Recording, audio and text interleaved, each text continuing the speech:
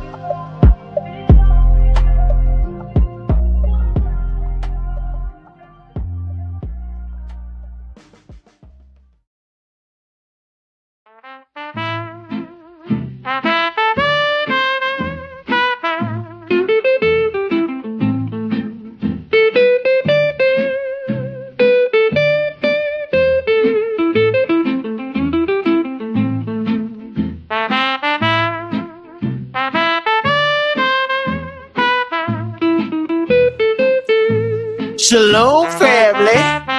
Welcome back. I hope y'all doing so well. Today we're gonna be talking about this boy right here. A whole shucking jive. A whole jive turkey. Officer Tatum. Can I get an applause, people?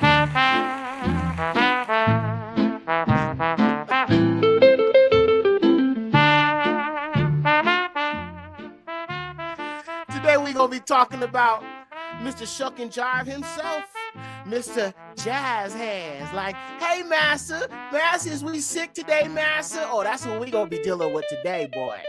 You feel me? Because Officer Tatum, step on up to the plate, boy. Step on up to the plate.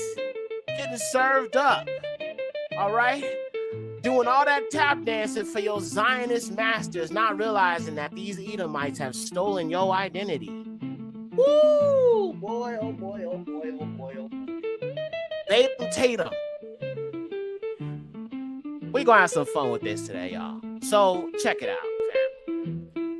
This boy, as y'all know, he's been making the rounds on the internet with this whole Nolan situation, Nolan Wells situation. Obviously, another tragedy. A black man goes and hangs out with a bunch of them folk, the bloodline of Cain, and we see what happens. So he's been covering it, and obviously we know how he is. He has built his career up on, bashing black people, right? It's like, okay, I could hold my own people accountable. I could tell my people things and say, look, we got to get things together, family. We got to do better. We got to serve the Most High. We got to keep the commandments. We got to do this. We got to do that, right? But I also encourage my people. I love my people. I want the best for my people, which is why I come on here to preach to my people, to teach my people how to come back to the Most High, why Torah is important, why we need to disregard the idols, all of this, right?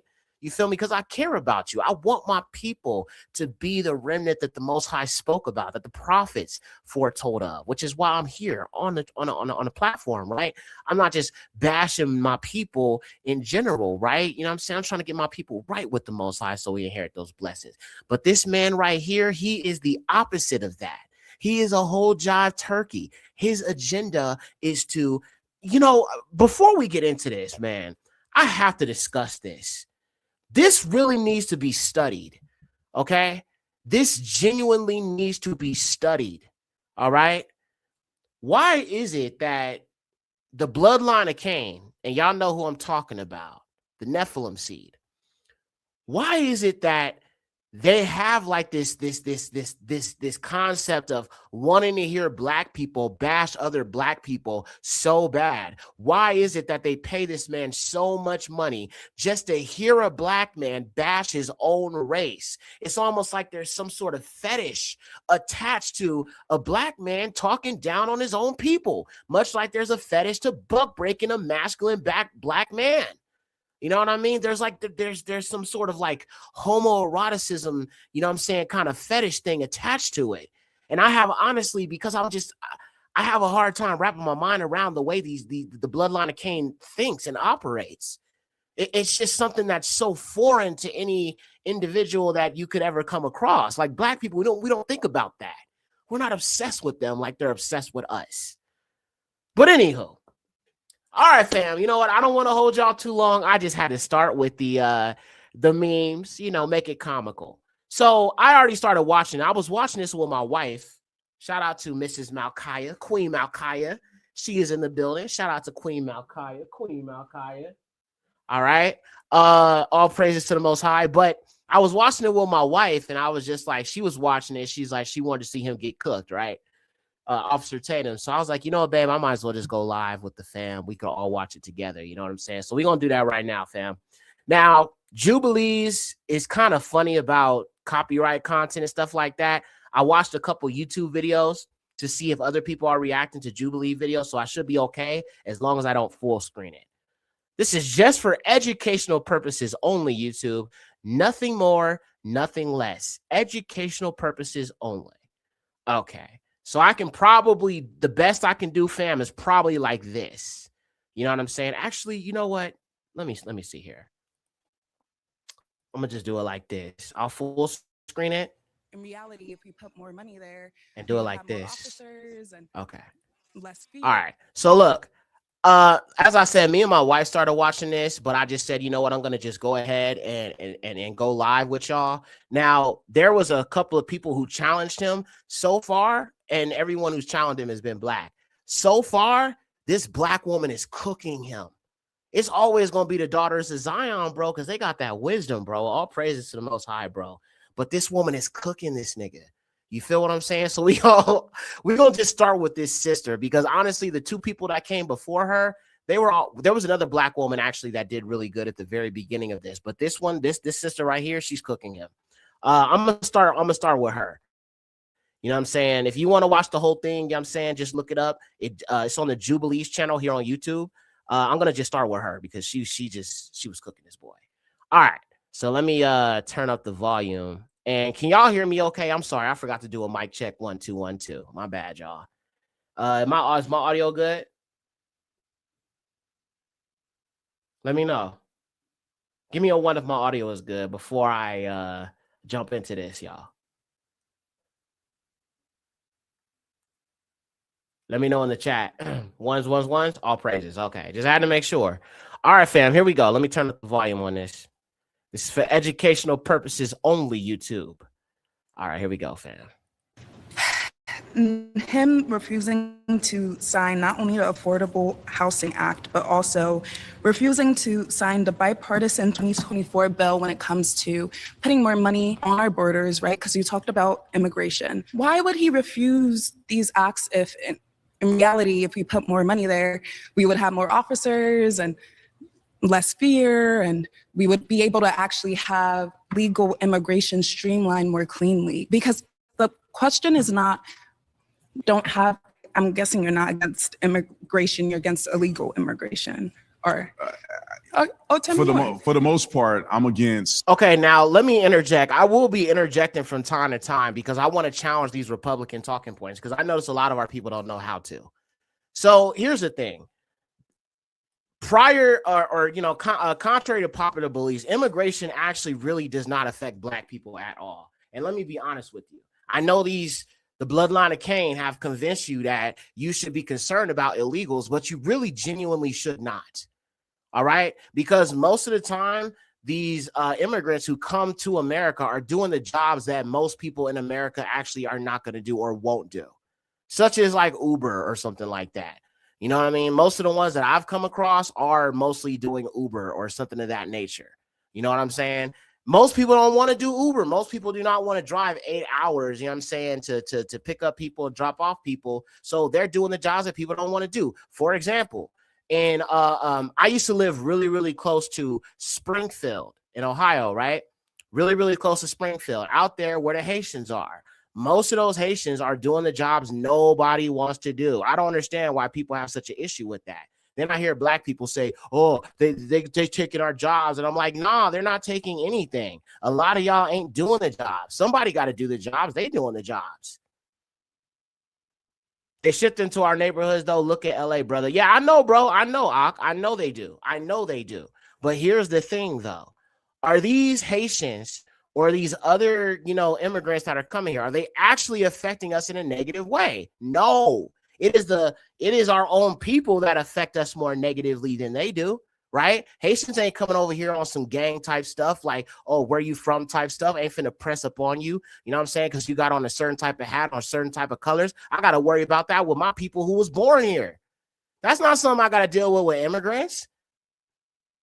The niggas here in America, bro, are more dangerous than the niggas that's coming from other countries, bro. And if I'm being honest with you, because of the gang culture, because of the Babylonian programming. Let's be real. I grew up in the hood. Y'all know what it is. I talked about the other day about how sometimes, if you ever had to carry or you ever had to load up a clip, most of the time it was because of another black man.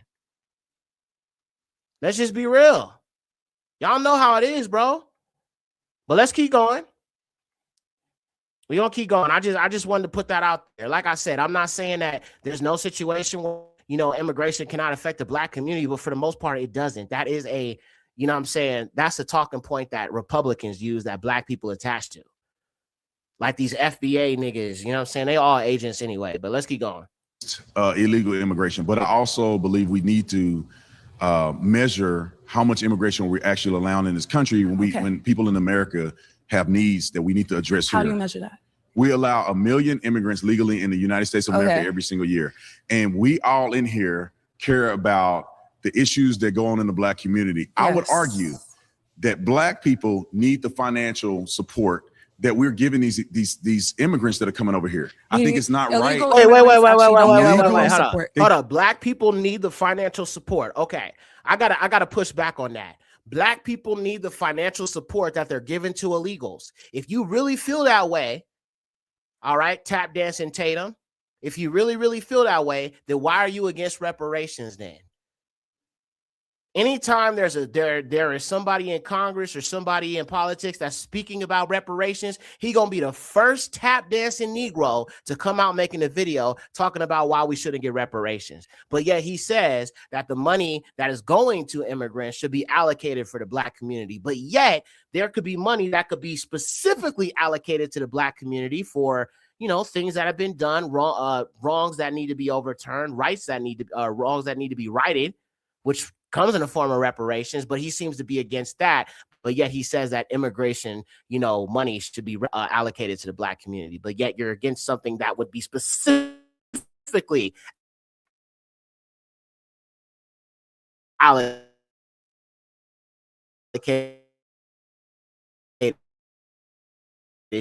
to the Black community. Now I'm really going to run because, you know, he picks and chooses who he's going to debate, who he's going to allow to, you know what I'm saying, deal with him directly. And there's actually people here who will push back up against him real hard. So like I said, we're still in the beginning of this, but there still will be more. But let's keep watching. All right, continuing on, fam. You get federal support. Illegal immigrants, fact check that. Illegal immigrants do not have federal support. But actually, what I will say is that immigrants overall pay taxes. Illegal immigrants do not get federal support. Get access to illegal social programs. Immigrants. They get access illegal to Medicare. They get access to all immigrants, but illegal immigrants do as well. Oh, I'm talking about specifically the border bill. Why did he reject that? Because bills are not isolated. It's got a bunch of minutia, a bunch of spending that he doesn't agree with, and the Republicans don't agree with. But did he not agree with? All of those bills have access actually, a lot spending. of Republicans, it was a bipartisan bill. Well, then why? You tell me why he didn't sign it. No, I'm asking you. No, you tell me why he didn't sign it then. I'm asking you. You're saying that he's doing it because he's racist. I'm not saying, I didn't say that. Why are you putting one to, I genuinely, I'm trying to ask you, why didn't he? The bill is not just singularly about border patrol. But it's okay, we're talking about healthcare. We do have to by 2034, 10 million Americans are going to lose their healthcare. I'm so sorry. Yeah. Thank you both so much. So that's love the passion though. Yeah, she was about to light him up, bro. Wait, credits? She was about to light him up. Okay, we're going to skip past this ad, bro. All right. Claim number 2. Okay, so the first one was about Donald Trump and is he good for the Black community? The Republicans good for the Black community? This next one I think is about policing. Let me go back here. All right. Claim number 2. Police officers do more good in the Black community than harm. Now, of course, he is an ex-police officer. And it seems like every situation, whenever there is misconduct done against, you know, somebody, not even just a Black person, but just somebody in general by a police officer, he automatically takes the police officer's side every single freaking time. So this one is going to be interesting. It's one thing. Let me come on the screen real quick. It's one thing to be a tap dancer for the bloodline of Cain, but it's another to be tap dancing for the police too. You know what I'm saying? So we gon' this is gonna be interesting. Let's check this out, y'all. Whew, man. Ain't this the man that was on Nancy Grace? Yeah, and I'm actually kind of proud that she kind of pushed back against him too. But I have yet to see somebody really take this dude to town. Like, so I want to see him go up against somebody like a T.I. or somebody like a Umar. You know what I'm saying? They would really challenge him and mess him up for real. I want to see that. Even against Candace Owens, but let's be honest, bro. He's not very smart. He cannot even go up against somebody like Candace Owens, to be honest, or even really T.I. or, you know, somebody else like that, Umar. It would just be for good comedic relief to see him stutter up, right? That would be hilarious. But let's keep going, fam. Good in the Black community than harm. All right. If you would like to be the next debater, get to the chair in 3, 2, 1. Run. I want to hear why you think that police do more good in the Black communities than harm? Well, when you look at the functionality of law enforcement, meaning that the people who perpetuate crime in the Black community are arrested by law enforcement officers, removing them from the community, removing the predators, the drug dealers, and all of that from the community, which is a good thing. And I cannot name other things that are harmful that outweigh all of the good that the police officers do. How did the police first come about? But you be more Slave detailed. patrol. That's not true. Got The police. That's Whoa, he got him. He got him right there. All praises. That brother right there, he was strategic with that. How did the police start the slave patrol? That is exactly right. As a matter of fact, let me bring out the receipts on that. That is a fact. It was a slave patrol. 100%. It was a slave patrol that were, you know what I'm saying, targeting Black people. It's like, you know, obviously we were slaves. Whenever we decided to try to flee the plantation, they have the slave patrol, which was the police. You know what I mean? And if you look at the badge of the sheriff wears, the modern day sheriff in America, yeah, it's the same thing as a slave patrol badge. Let me pull that up real quick. Slave patrol. And you could see like a side-by-side rendering of the slave patrol badge and the dang sheriff badge. All right. And then you wonder why they target Black men. You wonder why they target Black men. You wonder why, or Black women. You wonder why they target Black children. All right. It goes back to what originally was. Look. All right. So look, runaway slave patrol. Let me make this bigger. Okay, that didn't pop up. All right, let me see if I can get a better image here. All right, here we go. Okay, so look, runaway slave patrol. This is the badge that they wore. And then this is the modern day badge that the deputy sheriff wears with Los Angeles County, which y'all know I'm from LA. So it's like this right here. And LAPD is one of the worst, bro. I heard NYPD pretty bad, but LAPD is one of the worst. So this is a very good point that this man raised up. So I want to see what his rebuttal is going to be now. Now I'm interested to see what Talmud Tatum is going to say. Let's watch. Here, let me read this fact check real quick. Slave patrols were a foundational precursor to policing in the South, where they enforced slavery by capturing escaped enslaved people, suppressing resistance, and policing Black life.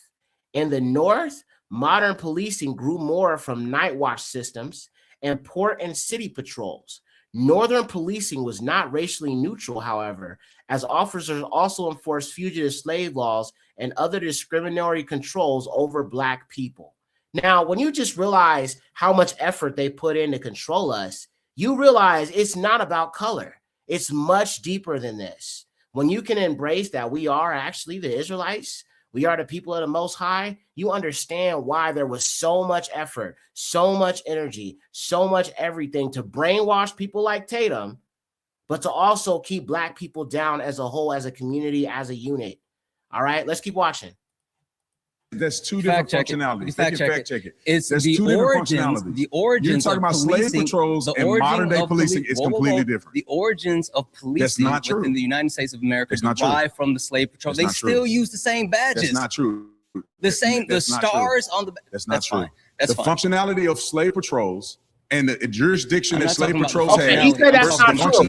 He said that's not true, fam. But I just showed you that it's true. He just said it's not true, and the brother literally said it's the same badge. Look, it is. But this man is gaslighting you and sitting here lying so he can try to defend this organization. And don't even get me started on the police, bro, because if we want to talk about the police, bro, they are connected to Freemasonry. Okay, you ever heard of the Fraternal Order of the Police? Let's get into it, because Tatum ain't going to tell you about this. But Yexer will, though, because I'm not an agent. All right, I'm not controlled. The Fraternal Order of the Police is a Masonic organization. And that is really why a lot of these chiefs and these police officers, a lot of them are committed to a fraternal order. All right. Here, let me show you this real quick, just so y'all know I'm not making this up. Yeah. Yexer be cooking over here. All right. Look at this. The Fraternal Order of the Police. And you can see the symbol right here, Freemasonry. All right. You can see the all-seeing eye right here on this one. All right. So it's like when you think about slave patrol, you think about the Fraternal Order of Police, you think about modern day policing, you realize that all of this stuff is interconnected because this is the bloodline of Cain we talking about here, y'all, that run this world. All right. And they put it in place specifically. I mean, it's a whole lot of other reasons why it exists, but it's specifically when you think about how it comes when it's dealing with our people, you understand why. All right. Psalm 83. Matter of fact, let's go to Psalm 83. Let's make it biblical. All praises to the Most High. I know some of y'all wasn't ready for that, but let's make it biblical. Psalms 83, the conspiracy against the chosen. All praises to the Most High. Please hit the like button, fam. I'm trying to cook today. All right, let me see here. Let me pull up the scripts real quick here. Let's look at Psalms 83. It talks about the conspiracy against the children of Israel and all these nations that take a conspiracy against us. And for some reason, Blue Letter Bible is not loading up here. Okay, there we go. All right, Psalms 83. Let's look at that real quick and we'll get back to this debate. But to everybody who's watching, who don't have this understanding about who Black people really are, all right, that's what this is all about. All right, Psalms 83. Love the truth, all praises. Hallelujah, all praises to the Most High only. All praises to the Most High only. Okay, let's read it because it says that there's a confederacy against the children of Israel. All right, and we can see why Black people are treated the way they are no matter where we go. If we're in Europe, all right, we're in America, we're, you know what I'm saying, and dang Azerbaijan, all right, Bulgaria, it doesn't matter where we are, all right, we all, you know what I'm saying, are treated the same way. But let's look at it. Psalms 83, and this is how you make sense of it, okay? For behold, your enemies have made a noise, and they that hate you have lifted up the head. Against your people, they have craftily imagined a device and have taken counsel against your Kadashim, or against your saints. They have said, come and let us utterly destroy them out of the nation, and let the name of Israel be remembered no more at all. For they have taken counsel together with one consent. They have taken a confederacy against you. A confederacy. Now, the confederacy is the exact same organization that was fighting against the Union to keep Black people as slaves. Guess who ran one of the confederacies? Guess who was a Confederate general? 33rd degree Freemason Albert Pike. Let me pull him up real quick. See, this is what I'm saying. It's so much more deeper than people realize. This is really a demonic like fight or war between two bloodlines, the righteous bloodline and the wicked bloodline. Albert Pike. So he's a 33rd degree Freemason, all right? And a lot of the agendas you're seeing today are connected to a lot of things he talked about, all right? Especially this New World Order. Let me switch this over. I'm getting all like super deep on this video. This is about a debate, okay? But this man, Albert Pike, a lot of people know he's a 33rd degree Freemason, but a lot of people do not know that he was also a Confederate general, all right? And he talked about the Third World War, okay? And you know, the First World War, the Second World War, and the Third World War, which would be a beef between the Zionists and between the Islamic world, which is what you're seeing right now.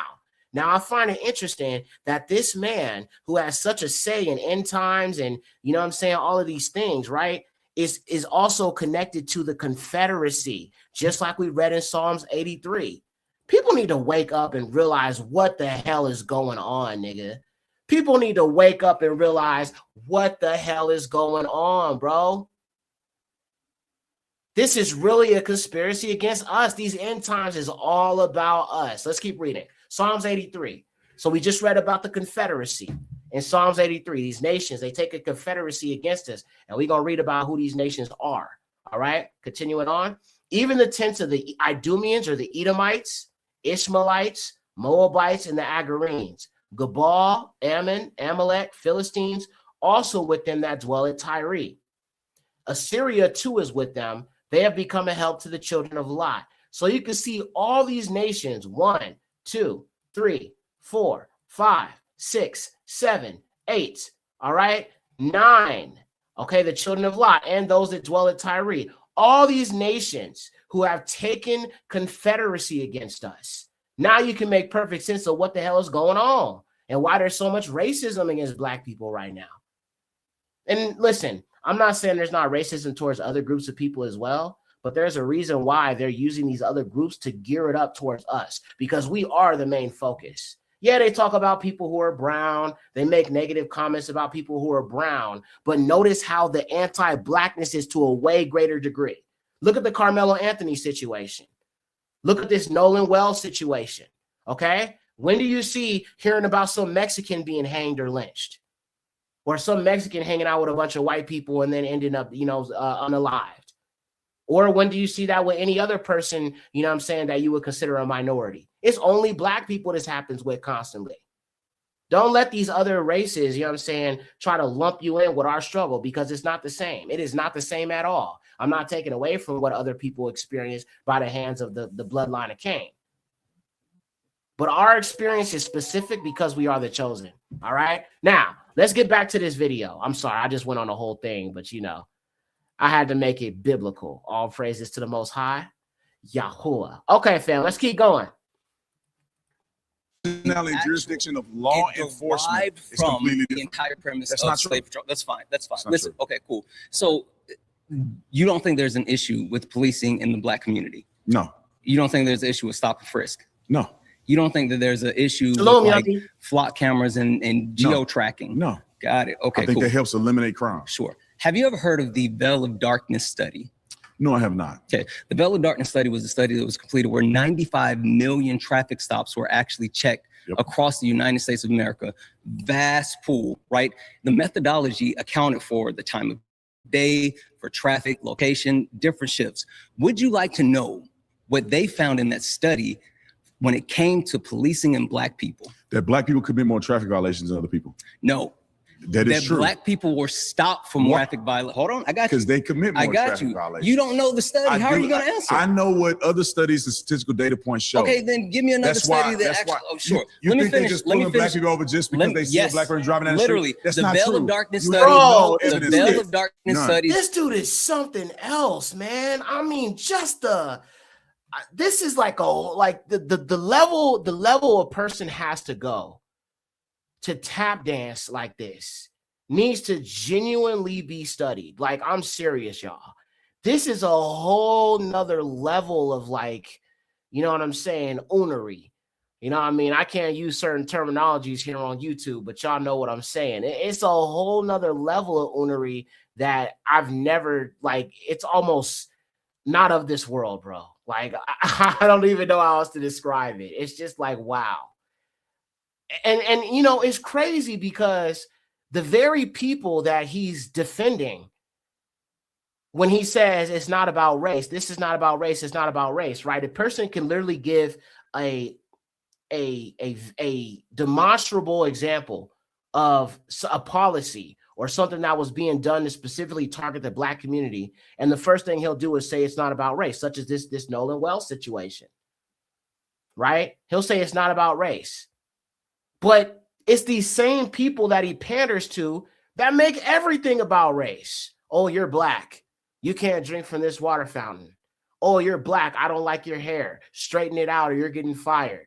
Oh, you're black, I'm not going to allow you to have bank loans. Oh, you're black, I'm not going to allow you to live over here. Oh, you're black, I'm going to make sure that you live in these impoverished areas and you don't rise to a certain economic level. Oh, you're black. Oh, you're a rapper, I'm going to make sure it's a whole bunch of non-black people, controlling your career. Bro, these people make everything about race and then turn around and tell you it's not about race. I mean, bro, the gaslighting is crazy. And for him to be repeating this, they done really brainwashed this man. And the thing is, I know his wife is white. So I know that he has like a bias that he has to, attach to. And being the fact that he has spent the majority of his career bashing black people, he gonna forever have to do what he's doing. So at this point, it's just entertainment. But deep down inside, the people he panders to genuinely hate him. And the moment he holds them accountable, they're gonna be gone. One thing I know about the bloodline of Cain is after they get done using you for whatever they need you for, they'll discard you like a hot potato. Look what they did with Candace Owens, right? She was on Daily Wire spewing all this anti-blackness, jumped on the, BLM thing, was trying to drag George Floyd, who's no longer here anymore, speaking on a dead man, trying to drag a dead man through the mud, which is what them folks like. And guess what? It was the Ish people that were behind that, Ben Shapiro and his people, right? They were okay when you were speaking about black people and dragging black people, but then she started talking about them folk, then it became an issue. Then when she started coming for Erica Kirk, who is Anglo-Saxon and not Ish, then them same people who were there for her when she was, coming for black people, they even distanced themselves from her. So, I mean, even Donald Trump, you know what I'm saying? The thing that he said about Candace Owens, he made this like image of her looking all crusty and dirty. You know what I'm saying? I'm like, he posted that. But look at how she was defending him. Look how dispensable and disposable you are to our enemies. It doesn't pay. Let me tell you something, bro. And this is the most realest thing I'm probably going to say tonight. Being a SAMBO, a tap dancer, a shucker and jiver, does not have a retirement plan. Eventually, they're going to get so emboldened, they're not going to need niggas no more to do it. Because a lot of times these house niggas are just people that just say things that they want to say, but they can't say, or they scared to say. But eventually they getting so tired of black people in general, they don't even want y'all no more. They just like, you know what? We gonna just do it ourselves. We can be racist by ourselves. We don't need y'all help. All right, let's keep going, fam. It was done by Stanford and backed up by CDC actually showed that what happens is during the day, police officers use racial bias because they can see people and they pull people. In LA, where I'm from, in Los Angeles, we have something called stop and frisk. Depending on where you at, I don't know like what other places have it, but specifically in the state of California, they had that. And it's like if they feel like you are a banger or you look like you a banger or, you know what I'm saying, you just dress, typically how a black man dresses in the hood. Yeah, they're going to pull you over and they're going to put you on the ground and they're going to probably pass you down or run your name to see if you got warrants or anything. Why? Because they in their mindset, if you a nigga outside on the street hanging out in the corner, chances are you got warrants. Chances are you got some warrant that you ain't went to court about or some traffic violation or you got some stuff on you. You know what I'm saying? You got some product on you, whatever the case is, you know what I'm saying? That's what stop and frisk is for. And yeah, we get racially profiled all the time, bro. You know what I'm saying? All the time in California or LA specifically. But he's over here telling you that's not true. That's not true. That's not true. He's been trained to do this. And I wonder what the police, the police that he was connected to, I'm wondering what they have on him that makes him just defend every single thing that they do. Crazy work. Let's keep going. I'm gonna finish my sentence. Made a traffic stop in your life. I'm literally gonna let you finish. They pull black people over during the day at a disproportional rate than white people, but at nighttime, when you can't see and it's harder to tell someone's actual race, then the average drops and it equals out. Okay, they actually found that in the study, 95 million traffic violations, that when you can't see someone's race, you focus on the traffic violations versus the day you focus on the people. Let me tell you why your study is flawed. For one reason, I was a police officer many years. I do traffic stops during the day, and you cannot always tell the race of a person during the day, no matter what. Secondary, I agree. They're secondary. When you are patrolling, majority of the black people that you engage with live in what? Black communities. Over police. So you're going to make excuse. We can get to that. I'm not making an excuse. You're making an excuse. When you're in a black community, you only have options to pull over black people. Any type of empirics that disagrees with the Veil of Darkness study. Let me finish. I believe that there's clearly a flaw in what you're saying this study represents. Sure. Because in the black community, if you haven't looked at it? In the black community, I have plenty of other. You got trust me, bros. I did it for a living. Yeah, that's cool story, bro. I love that. I like this dude, bro. He's all like, you ain't got no proof. You got a lot of trust me, bros. Like, hey, bro, don't question me, bro. Just trust me, bro. Trust me, bro. He's cooking Tatum right now. I'm loving this, bro. It's about time. Like I've looked at the information. I'm telling you why the study. I'm telling you why the study is wrong. Your one-off experience is indicative of all police around the country. I'm telling you why your study is off. When you're looking at patrolling in black neighborhoods, you cannot. How are you going to make a fair comparison of how many white people pulled over versus black people when there's only black people present in the black neighborhood? The Veil of Darkness get in the minds of a police officer and determine whether or not the police officer pulled a person over because of their color or the violation. It literally does not- shows. If you look at the Doesn't data get set, in the if mind you look at the and data set, prove that a cop cool. was looking at a black man if you in a look at the racial data and set racially of the targeted Veil him. of Darkness study, it shows not only the reason why they were pulled over, How but do- it how shows do the you know ones the that were reason why- thrown how out. do you know the They reason were why they pulled over? disproportionately No, pulled no, over. disproportionality And disproportionately does not pulled speak over. to whether or And not there it's was a malicious. disproportion of black violations that were thrown out. It doesn't matter. Why? Disproportionality Why does is not. it so many black people pulled over and because then they so are many of the pulling- violations were thrown out? You got to look at it like this. If you're looking at traffic stops across the country, different jurisdictions have different mandates and they have different standards for what they throw out as traffic violations. So you cannot make a generalization You across know the what's entire consistent? country. Yes, you can. You know what's No, you consistent cannot. across the entire country? No, White it's not. supremacy. That's White how supremacy is is white supremacy consistent have anything to do across with a the- traffic stop? It's literally racism. They're literally trained. You're projecting to your actually bias. go through. Tell What me how they bias? train. Have you been through police training? No, I have not.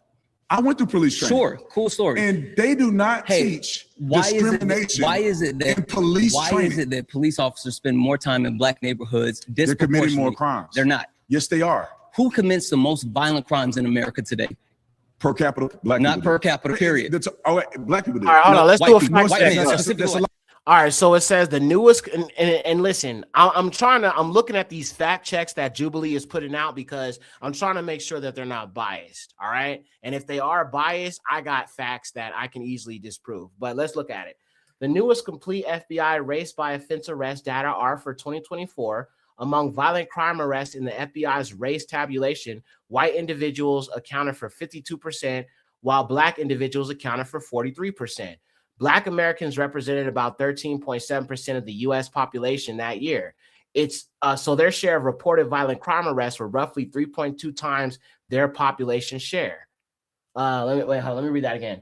About 13.5% of the U.S. population that year. So their share of reported violent crime arrests were roughly 3.2 times their population share. Now, so basically it's saying that white men do commit more crimes than black people. Now, I'm going to go ahead and pull up some statistics as well, because I want to be able to also back that up with facts. I know there's a group of people, the bloodline of Cain, do not like to use facts. Yexer use facts over here all day long, bro. I'm the king of receipts. All right, so let's pull it out. No diddy. All right, so we're going to look, actually, you know what? I notice a lot of times people use like these FBI statistics, like to, try to make it out to see like black people are like the most violent. So I'm going to use that exact same data to show that it's actually Caucasians who commit more crimes of violence against people. So let's look at that real quickly here.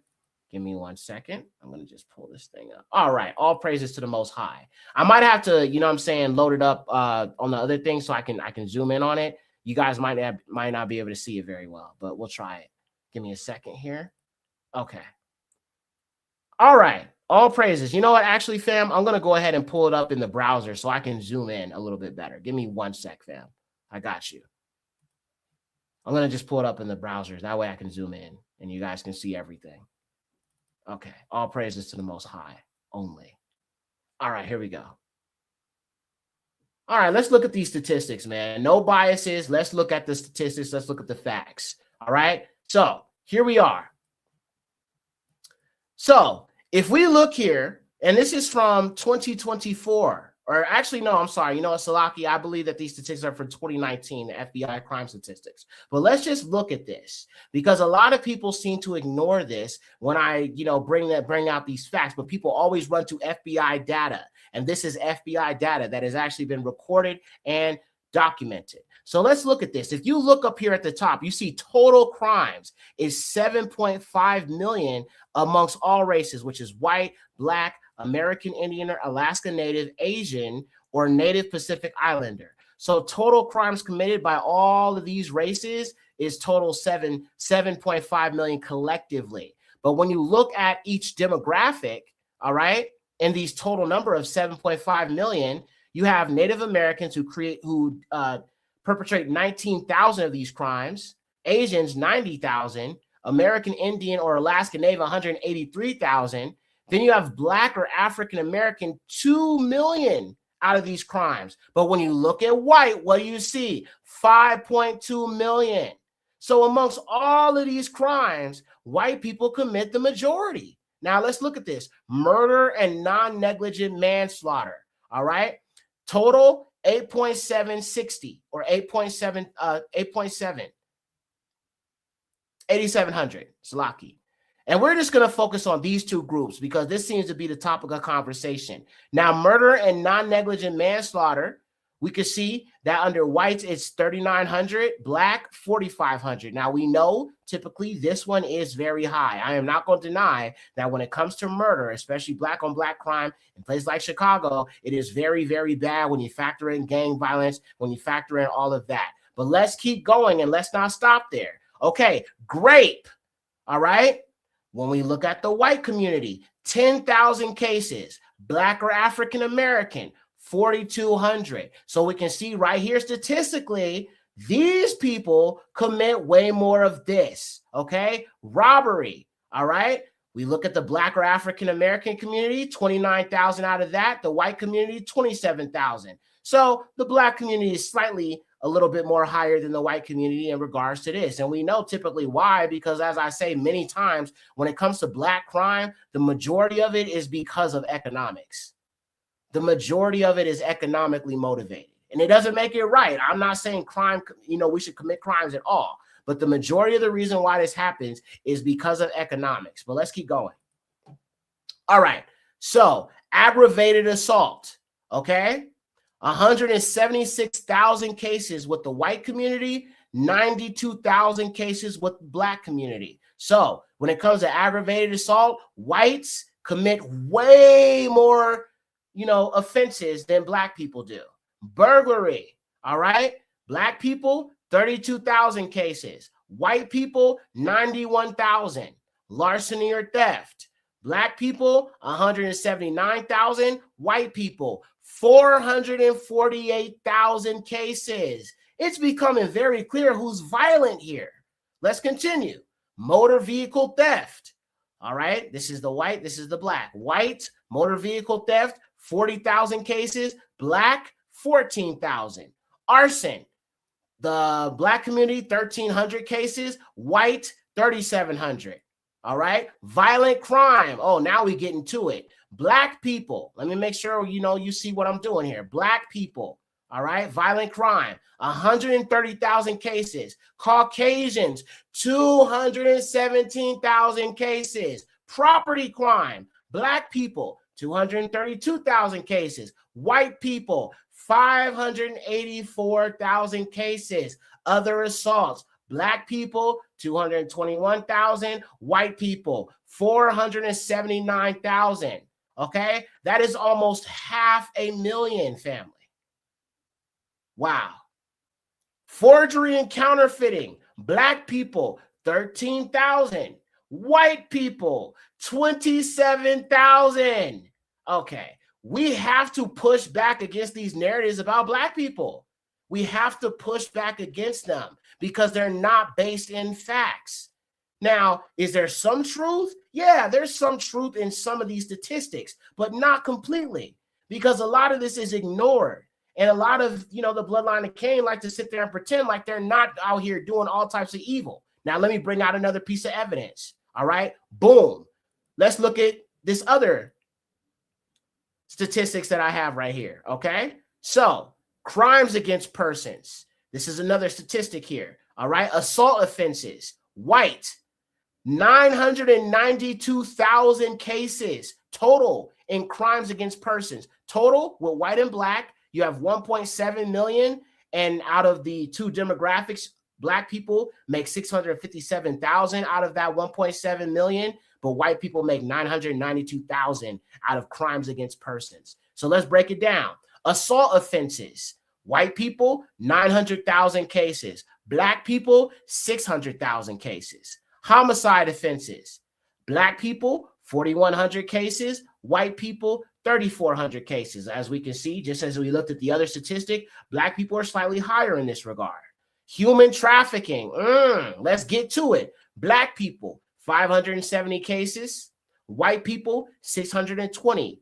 Kidnapping or abduction. All right. Black people, 9,100 cases. White people, 14,000. SEX offenses, Black people, 28,000. Caucasians, 71,000. And we could just keep going and going and going and going and going and going and going. But these are things that are not talked about. These are things that are not mentioned. And it's like, I can even go further on all these other crimes these people commit. And like I said, I'm not going to like go too much deep into that, but there are so many receipts I have on all these crimes that these individuals commit, bro. And they do way more evil stuff than they admit themselves. And that's what I'm saying. They deflect. They deflect. And it's like, bro, we can even talk about, you know what I'm saying, what they do on the animals. All right, that's them. They have the highest rates of this. Okay, messing around with dogs. You know what I'm saying? You wonder why pets come up missing. I mean, it's ritualistic purposes, but it's also fetishes and things that they are into. All right, if somebody gonna lay with a dog or lay with a cat or lay with any kind of animal, it's gonna be them. All right. Now let's look at the statistics on that. And like I said, I'm not trying to be mean. I'm just bringing out statistics because, like I said, they won't bring it out. Animal cruelty, investigator demographics by race. All right. 75% of the cases of animal cruelty, white, Black or African-American, 9%. We are not like them. All right. They are not like us. They have an evil, wicked, sadistic nature to destroy and to harm and to, you know what I'm saying, corrupt. That is their nature. All right. There's so many cases of this. We can look at a few more. I got time. Sick Brits traveling to Serbia for SEX with dogs and animal brothel. What in Europe? Okay. British people. Bro, yeah. I could go all day, bro. I could go all day, bro. So, you know, don't talk about Black crime if you are not willing to admit that your people be doing all types of stuff to animals, all type of perversion, all type of okay? Who's on the Epstein list? Majority white. Okay? This is the bloodline of Cain. This is the evil demonic seed. All right? Let's continue, though. I mean, like I said, Officer Tatum ain't going to bring it out, but this Israelite Yexer, oh, he going to always bring it out, bro. But let's go back to Officer Tatum. I just wanted to bring out some stats because I know he ain't going to do that. You know what I'm saying? I always bring the facts, bro, all day. Let's keep going, fam. Whew, I'm cooking today. Let's keep going. FBI data. Fact check it. FBI data shows that white men specifically commit the most violent crime in the United States of America. If you're talking about property crimes, yes, it's Black. I'm not okay, let's stop right there. Family, based off of what I just showed you and the statistics that I brought up, is it true that Caucasian males commit the most violent crimes? According to what I just showed you and the statistics that we just looked at. Is that actually true that Caucasians commit way more violent crimes than Black men do? Give me a 1 if you agree with that. Give me a 2 if you disagree. And if you disagree, it's okay, but I just showed the receipts down. Just show the receipts down.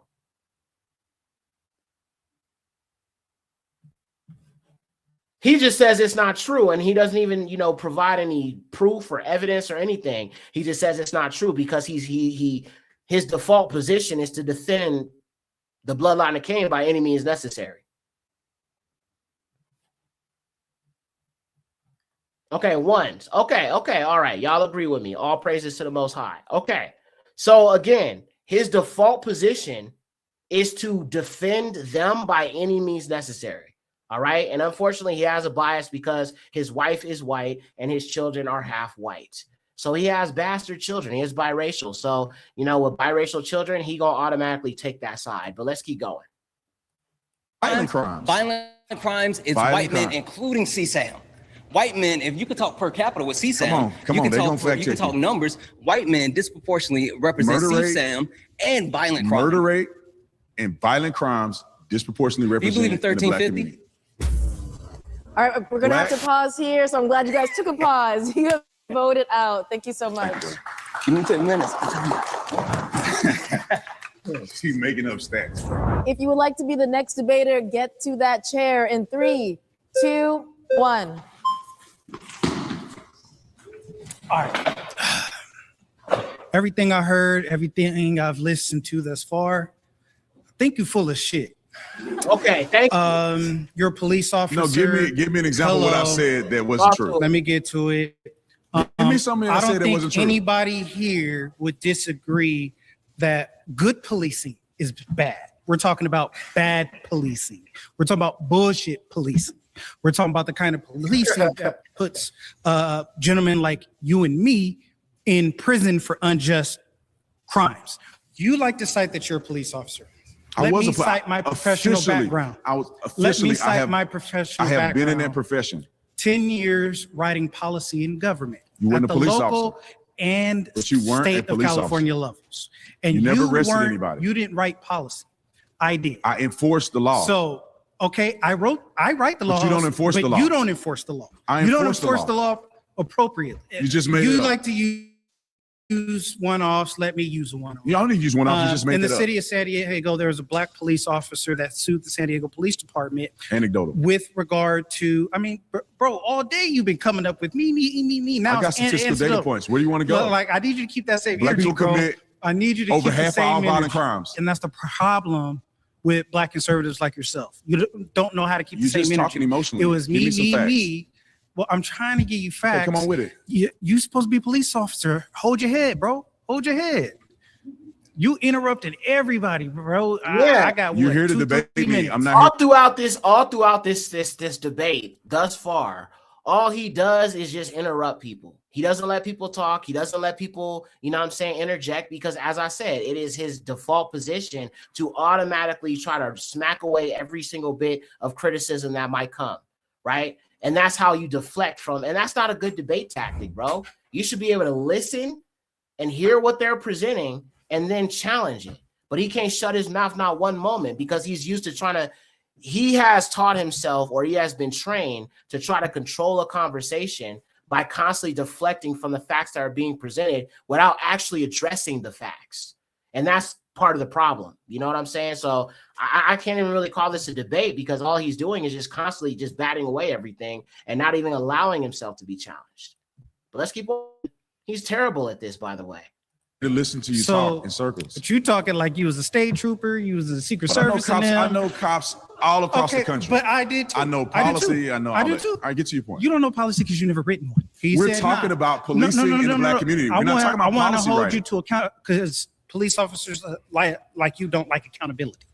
So I want to hold you to account. I'm trying to get my story out, and if I can finish my story. This is not story time, man. The point is police do more good. The point was Police do more The point good was with in the regard black to community. training, the San Diego Police Department showed a video training officers of that department depicting black Bro, people you know what? as primary perpetrators. I really hope Officer Tatum sees this video, bro. I really hope to the Most High Creator of all things, Yahuwah, bro. I hope he sees this video, bro. I hope he does. But chances are he ain't gonna react to it. You know why? Because I bring out them statistics he ain't gonna bring out. And Officer Tatum, how you doing? Okay, listen. If you ever want to challenge me on what you believe or what you think to be true, and you want me to challenge about this interracial marriage that you in, give me a holler. Okay, because I'll bring out some points that I know you ain't gonna ever address on your show, or you're never gonna tell it to your audience. And honestly, you're probably too coward to even come on my platform. But hey, if you with it, more power to you. Let's keep going. All praises to the Most High. This is very entertaining, by the way. Let's keep going. Of crime. That's not true. My last guy that was just up here, who commits the most crimes in America? Black is people. white people. Name me the last black mass murderer in America. I mean, That it shot up happened- schools. It happened in the malls. hood every day. I didn't ask about the hood. Mass That's murdering. mass shooting, bro. Go to Chicago to 4th What's the of July. definition of a See, and this is what I'm talking about. They are trained like her, like even Candace Owens, right? I remember when she did a debate with T.I. a few years ago, right? And he pulled out something that she didn't know what to say, and she didn't know how to challenge it. So what she did is she automatically defaulted back to, well, black people aren't the only people who enslaved black people. There were other races who did slavery. Slavery didn't start with white people. All races in all countries, there was slavery. Right? That's the default tactic to automatically deflect from this specific group of people who, have done these things. Right? So they're trained to automatically deflect. So he just asked him a very, very very simple question. How many black people have gone up and did mass school unalivings? And then the first thing he does is he reflects right back to Chicago gang violence, which we know is an issue in the hood. But what about suburbia, though? What about these suburban raised, you know what I'm saying, Caucasian children that are going around banging schools because some girl that they like don't want to talk to them because she want to talk to the black athlete? What about, you know, let's talk about these white males and their incel behavior. Let's talk about these white males crying because they can't get a girl's attention. I can't get a girl. I'll go unalive everybody because I can't get a girl. They want to be with the black guy. They don't want to be with me because I'm 5'4". I mean, let's be honest here. Let's be honest. How many white boys have said, I'm going to harm a whole group of people or harm others because I am unable to get a girlfriend, because I'm a freaking 35, 38, 39-year-old virgin?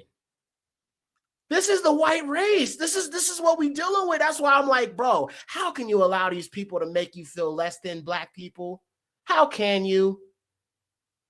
The majority of them are freaking incels and virgins, bro. Ain't never even been with no woman. They never kissed no woman. And they mad at you because obviously the white woman or any woman in general is going to be attracted to what is masculine. They're the only people I know that sit there and complain about other races. Meanwhile, they sitting over there, you know what I'm saying, single, crying about other races. Here, white men, let me give you a word of advice, all right? It is not very masculine to be sitting there crying about other races taking your girl, okay? It is very, very, very, very non-masculine to do that, okay? Women are not attracted to guys who are sitting there crying about other races. If you are a confident man, that's what women are attracted to. They're not attracted to dudes sitting there crying about stuff all the time. Work on yourself, do better, and maybe they would be attracted to you, but y'all do not exude that masculinity that most women like. That's us.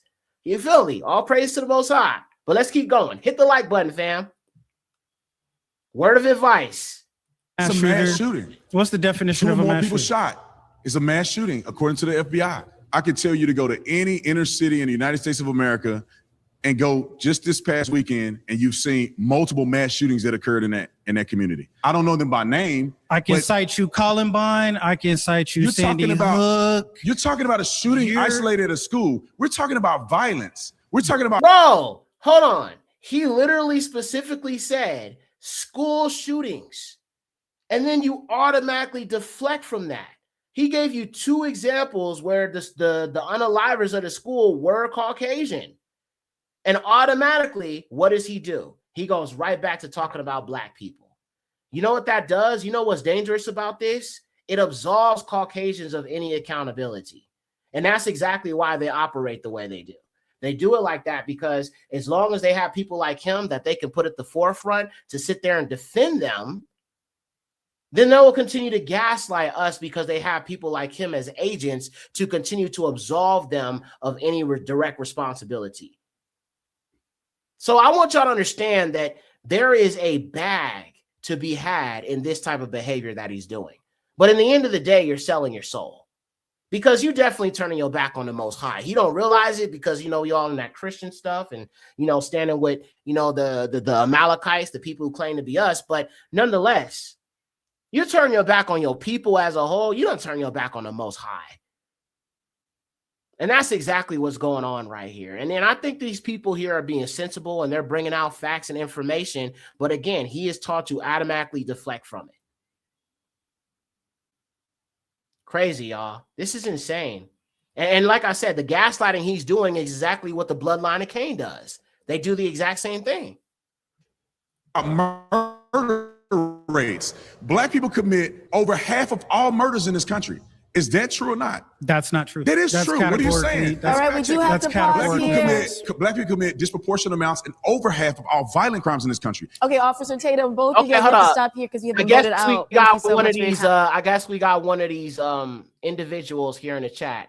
This person says Black Lives Matter, even if they're hood lies. Why don't you count black inner city shootings? So as I said, and I acknowledge 100%, As a person who grew up in the hood, I have seen a lot of death. I've seen a lot of shootings. I've gone to a lot of funerals. I've heard about a lot of Black people being unalived by other Black people. I can fully admit that.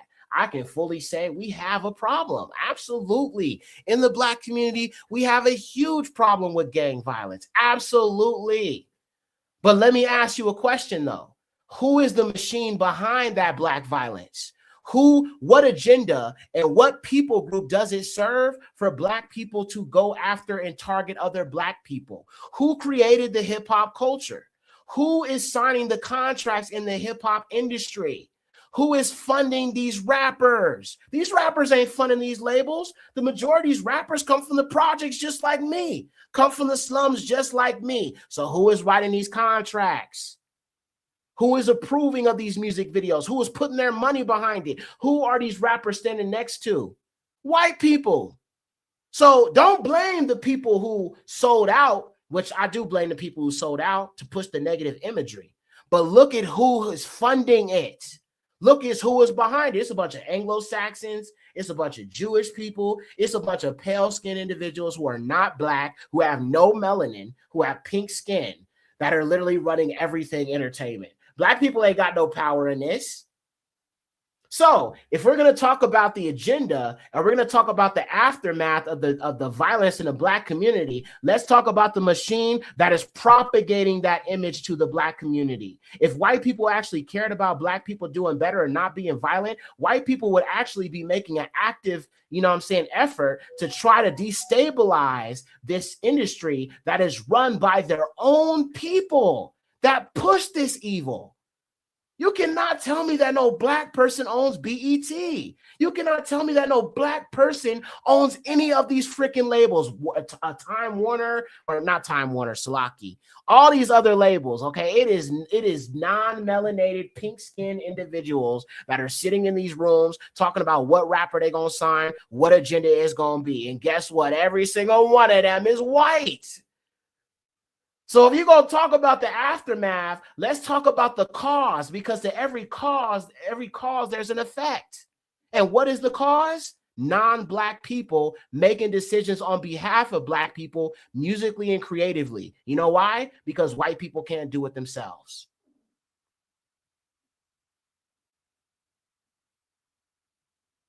So, what do you have to say? Because it's like Black people are not the mind behind this degeneracy. It is non-Black people who are the mind behind this degeneracy. They're the ones who got together and said it'd be a good idea to push this image. It'd be a good idea to do this. This is not our image.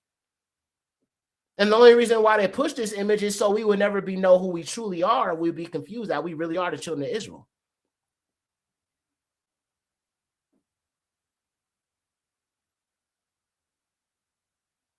But, non-Black people love to ignore that. Let's keep going, though. If you would like to be the next debater, get to that hot seat in 3, 2, 1. What's up, bro? I would argue that the resources, that the cost of hiring a police officer could be significantly better used in revitalizing the Black community rather than affording more cops. As you've seen in the city of New York, when they increased the amount of funding they're putting in schools, when they increased having childcare for people, when they increased training for people to get jobs, they saw the lowest crime rate that they've seen in years. Right. This is where I think we can agree on. We got to walk and chew gum at the same time. As we see resources provided and crime go down, then we can begin to shrink the availability of law enforcement in that said community. You don't do one before the other. You can't just say, I'm going to take resources from the law enforcement officers. Crime will go out of control. If I was to concede to your point, we need to see these crime statistics begin to decrease. Therefore, you can justify decrease in law enforcement. You cannot think that because you build a park that somebody ain't gonna be shooting and acting a fool in the hood. That is a generational thing that's gonna have to happen. And right now, we still got people out today that don't give a F about a park. We've seen plenty of cases that people have built incredible schools, they built parks, roadways, availability to activities for people, and they still out here cutting up. And a lot of it is the way people are raised, the culture that people are embracing. And I would argue that black people are embracing that wasn't even black culture to start with. Those things need to be addressed, and they are the most detrimental to the black community than even funding and defunding police. And I hear you, but I still agree that. All right, we're gonna have to pause here. I'm so sorry. You have been voted out by the majority. Yeah, he wasn't. Yeah, he kind of wasn't. He wasn't really pushing back against what he was saying. You know what I mean? Which makes sense why he was. If you would like to be the next debater, please get to the chair in 3, 2, 1. So, I just want to take a second to acknowledge that you're being roasted. You're being very polite about it. So thank you for that. I'm doing what? I say you're getting roasted right now, but you're being very polite about it. Getting roasted. And I appreciate that. Oh, thank you for your conceding to my arguments. Okay. I wouldn't say that, but okay. So you're familiar with broken window policing, right? I'm familiar in part. Yeah, just for people that don't know, it's just a uniform enforcement of both significant and insignificant laws, right? And I think we could both agree that there are laws in this country that shouldn't exist, right? Or just give me an example, because I can't concede to it if I don't know what you're talking about. Marijuana, right? Like in the state of Texas, if you're caught with marijuana, you can be a felon, right? I think we can both agree that that's dumb. I don't agree to that. I mean, people vote on it and they'll pass what the majority believe. I don't agree to that. Sure. I think in some cases marijuana should be illegal. I think medical marijuana should be legal. I mean, obviously. Well, yeah, sure, but based all marijuana, but I think we can both agree that if you have like a felony conviction, that stunts your ability to earn and provide for your family, right? Yeah, you knew that before you committed the felony, right? Yeah, but like I think certain laws. Well, first of all, you're talking felonies. You're not talking misdemeanor. Felonies are very intense things that you do that cause you to get a felony. It's not just having weed on you. Not exactly. Because if you're caught with a wax pen, right, that can be considered a felony equivalent to if you had like cocaine or something like that. Depending on what state you're in. Yeah, but depending on the state. If that's the case, but right. you know that federally before you as well. You know that before you do it. Sure. And so you make the decision. You make the decision. Everybody in here make the decision. They're not going to do that because you don't want a felony on your record because you want to be successful and be able to get a job. Is that fair? But that's personal responsibility. But let's interrogate the central claim. You're saying that police in black communities do more good than harm, right? Exactly. So if you're caught smoking a blunt on your porch and you become a felon for the rest of your life, and then you're relegated to like being doing menial labor for the rest of your life, right? When you could have had a lot more prospect, isn't that the police causing more harm to your life? No, it's just don't smoke weed and you won't have to worry about the police. So are the laws enforced equally across the races? Wow. It is. No, they're not. What's your proof? What's your proof to that? So black people in this country, right, are statistically found to have been given larger sentences for the same crimes compared to their white counterparts. See, let me give you some more information to give you a better perspective. A lot of it is because people have committed multiple crimes before they get to the final crime sentencing. Yes, it is. Even for first-time offenders. Give me an example. Where do you see, now here's what, and everybody should acknowledge this. Where do you see in this country a judge, this judge gave a white person a different sentence than a black person in that same courtroom? Statistically, you can still see that. Wait. So many times. Do we really need to go down the list? Bro? Kyle Rittenhouse killed somebody. And look who came out to support him.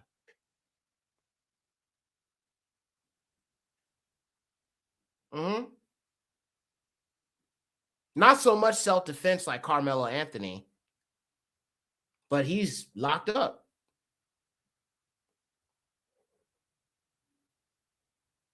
And this man literally has the gall to sit here and ask this young man to name several examples.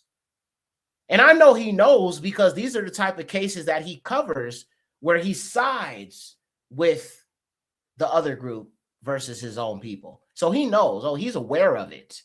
It's been mentioned before, but he just shies away from it. So even if you want to say Kyle Rittenhouse was defending himself, it doesn't matter. So was Carmelo Anthony. And look at the same group of people calling for the death penalty up on him. Look at the same group of people who are making memes about him being great. That's the same group of people. Talking about a public execution? Yeah, that's the same group of people. Because y'all love violence, because y'all do not know the Most High. Y'all are not connected to the Most High. And by the way, why you worried about black crime? I just want white people to factor this in. Why you worried about black people? I think you need to worry about this. I think you need to worry about this when you're worried about us, okay? Because y'all are the ones going extinct over here. So don't worry about black crime, because pretty soon y'all ain't going to even be around to even worry about what the heck anybody else is doing. So just worry about your own race first, all right, before you talk about us. Let's get back to Tatum. I don't know. I feel like this young man is definitely bringing out some interesting facts. But as he's been doing throughout this debate, he's just literally ignoring everything that is being brought and addressed, which is typically what he does every single time. But let's keep watching. Minority offenders are given harsher sentences for the same crimes compared to the right. And a lot of times it's because they already have previous charges. I'll give you an example of people that's in my family. Sure. You know, 2 people that I know, I'm not going to say what position they're in my family, got 20 years in prison for armed robbery. 25 years in prison for armed robbery. The reason he got 25 years is because he had already committed a robbery. He got 5 years before that. Another one of my cousins got 75 years in prison for shooting 3 people. The reason he got 75 years, and some people didn't get that, because he had already been a prohibited possessor. He was already a convicted felon, and he had drugs in the car. Those contributing factors is what lead many black people who already have a criminal record to being sentenced at a higher rate. You cannot find a judge that gave a black person a higher sentencing than they gave a white person. If you find that judge, I think everybody in here will be against that judge. And I would march and protest a judge that we can find doing that. You won't find it. All right, we're gonna have to pause here because you've been voted out by the majority. I don't know. I mean, so far, I'm still waiting to see somebody that's really going to kind of like push back against him. Like I said, so far, I'm more impressed with the sisters than I am the brothers on this. That one brother that brought up the sheriff badge and where the police sister that went up against him, she cooked him, and then that other sister with the afro cooked him, and then all the smoke. You know what I'm saying? So hopefully, you know what I'm saying, we'll see who else can step up to the plate. The next debater, please get to the chair. In 3, 2, 1. What's up? What's up, bro? What's up, man? How you doing? Good. Let's have some fun. I want to approach this from a place of curiosity, because the thing that troubles me about a lot of the way you structure your arguments is that it seems to suggest to me that you perhaps believe that there's some moral deficit that black people have that inclines us to commit more crimes. I don't believe that. I guess my question is, what do you think that moral lack is? I don't really think it's I don't think it's a sweeping generalization that every black person somehow is born inherently evil or inherently a criminal. I think that there's different things that do cause people to fall down a path of committing crimes, which is what their fathers did and what their mothers did. One might say context and systemic racism. Or I don't think it has. Yeah, absolutely. I mean, as I said, if you want to be honest, like let's just, like I said, just use our brains for a second. A lot of reasons why black people commit crimes, including myself, why I did in the past when I was younger, is because of economics. When you live in a certain area, you have a certain median income, and you're not able to move to the suburbs. You're not able to go to Beverly Hills. You're not able to be in these nicer areas, and you don't have a lot of resources available in these areas. Yeah, you're typically going to commit crime to survive. And sometimes it's not going to even be just because you want to commit crimes. Maybe you got a sick mother.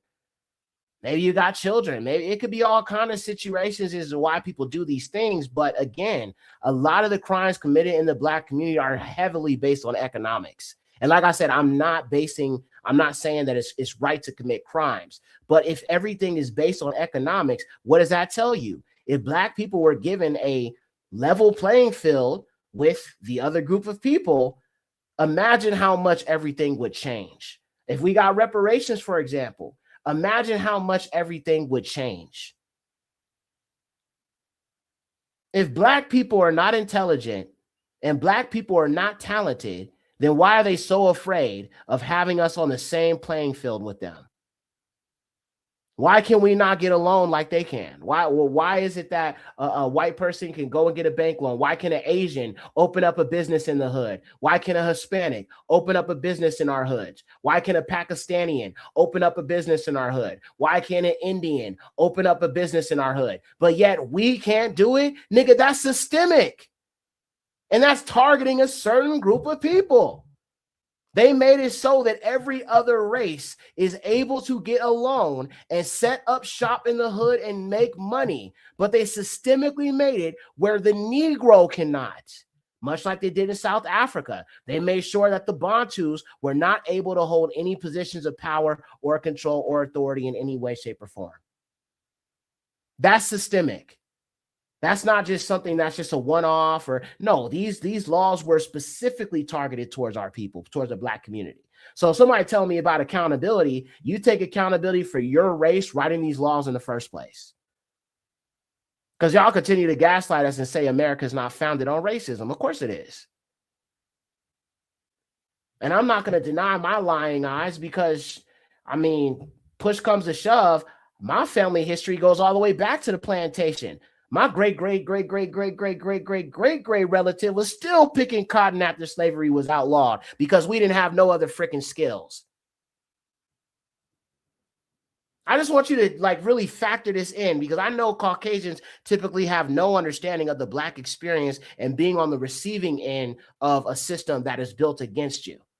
They've always benefited from the system that's been built against us, which is why it's important as Black people to discuss these things, even though they don't like hearing it. Who gives a damn?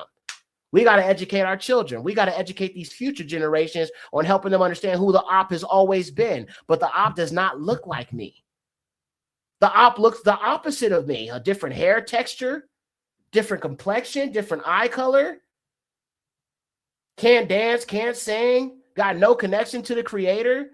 Still kill and destroy, wipe out whole races, wipe out whole animals. There are animals that don't even exist anymore because the bloodline of Cain don't wipe them out. Tribes that don't exist no more because the bloodline of Cain wiped them out. How much longer are we going to ignore the history of these individuals and not realize they have always been the op? But they got you thinking that the op look like you. We will unalive our people. Always talk about, you know, them folks always talking about Black crime, right? Black crime, because we unaliving each other. But then when it comes to them, we're so afraid of them that when they do stuff to us, we won't do jack. You want to go protest? What the hell is that going to do? We've been protesting for hundreds and hundreds of years, nigga. Let's keep going. I think it had much to do with racism. No. I don't think it has, like for instance, we can isolate criminal activity that happened in the Black community that has no hand or involvement from white people. You know, a young man deciding to grab a gun and do a shooting has nothing to do with white people. A young man having sex with 5 and 6 women, getting them pregnant and not standing up for his responsibilities has nothing to do with white people. But when you tell, okay, well, I mean, that's another thing that they like to talk about. They like to talk about we create, you know what I'm saying, broken homes and things of that nature. Yeah, that there is instances where that does take place, but let's also talk about how the fact that you have white children that are raised by 2 white parents, but they still become a school shooter. They still go around raping children and trafficking and doing all these other evil things. So you got 2 white parents that raise you, and yet you still turn out to be a menace to society. Want to talk about that? Or let's talk about all these Republican states where a bunch of white people are on welfare.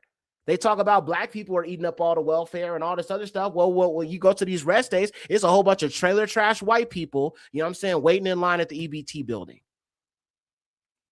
Living off the government with no skills, living in a nasty, ransacked, rundown, piss-stained, dirty, stinky trailer park. And their parents are related to each other. Bunch of inbreds. Don't want to talk about that, huh? Let's keep going. That's why they got all them recessive traits, man, all that inbreeding. Recessive everywhere, recessive eye color, recessive hair like an animal, just recessive everything. Nothing dominant, no dominant genes whatsoever. But they worried about us with all them recessive ass genes. Crazy. Let's keep going.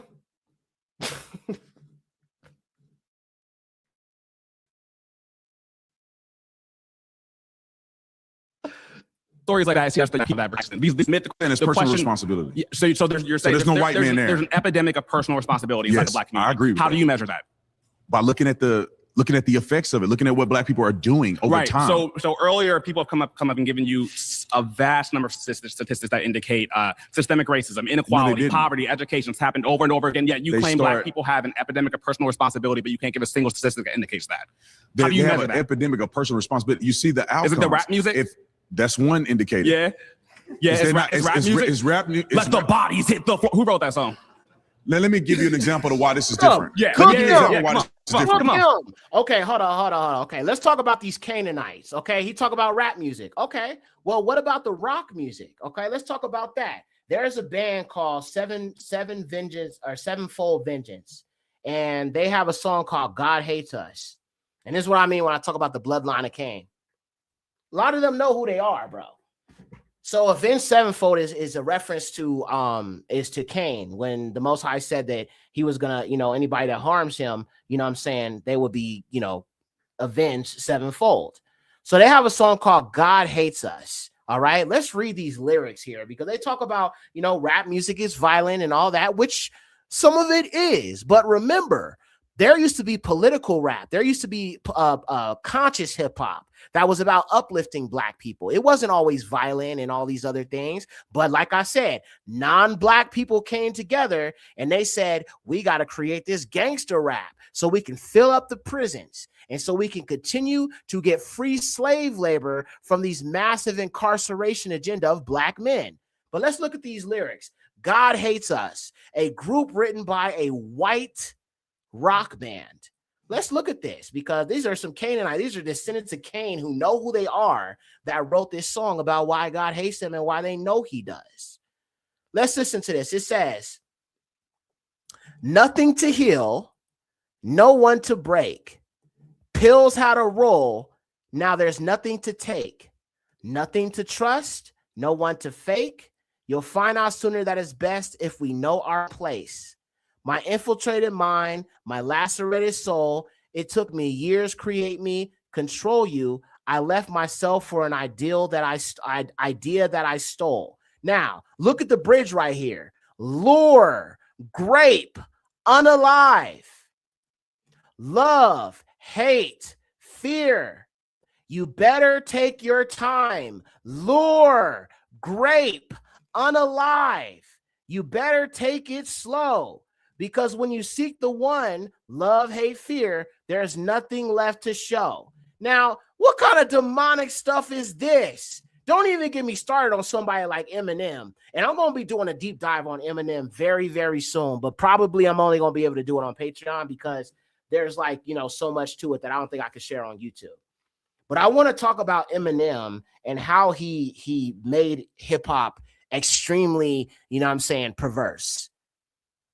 Like, if you know about the songs he had, when he first kind of came out, he was talking about God and stuff like that. But then when he became real big, he was talking about raping his own mom, doing all types of evil stuff, killing the mother of his children and putting her body in the trunk and drowning her. Couldn't no Black rapper rap about something like that and get away with it and go number one? So Eminem and the perversion of hip hop is what led to what hip hop is now, and all these agendas that they're pushing through it. That white boy set the tone for the disgusting, degenerate hip hop that is what it is now. There wouldn't be no Sexy Red and all these other things you see now if it hadn't been somebody like Eminem to open up the door even more to the perversion of hip hop. And don't get me wrong, the mainstream hip hop has always had this kind of element to it. But Eminem really pushed the limit to what you can say on record and what is going to be allowed to be heard. They used him to do it. And now, look at what it's become. Yeah, my name is. That was one of the biggest ones. He talking about, telling little children to take nails and shove them through their eyelids and all type of stuff, demonic stuff. Man. Anyway, let's go back. I just wanted to bring up that song because this brother, he made a good point. You know what I'm saying? Let the bodies hit the floor. That's about violence, violent lyrics. And, you know, you can go through any rock song, you know, those metal bands from like the 80s and the 90s and the 2000s. They was talking about a lot of demonic stuff too. I mean, look at the videos, man. Lucifer all in it. You know what I'm saying? The pentagram all throughout. Crazy work. Let's keep going. Let's talk about rap. And I'm gonna tell you how it has a negative effect on black people. Yeah. White people actually listen to rap music way more than black people do. What? They purchase it more. But black people are living the stuff that's in the music. White people fantasize of what it may be like to run up on your op and shoot somebody and kill them and go to prison. Come on. And selling dope in the hood to your own people. Yeah. Black people are living it. It's a reality and it's reinforced. You cannot tell me that that's not a form of brainwashing. I've listened to a lot of rap music. You know what I've never done? Shot up a school. What does a school guy do anything? Bang! Bang! Got him. Got him. He got him. I got to hear that again. That was fire. Rap music. You know what I've never done? Shot up a school. What does a school guy do anything?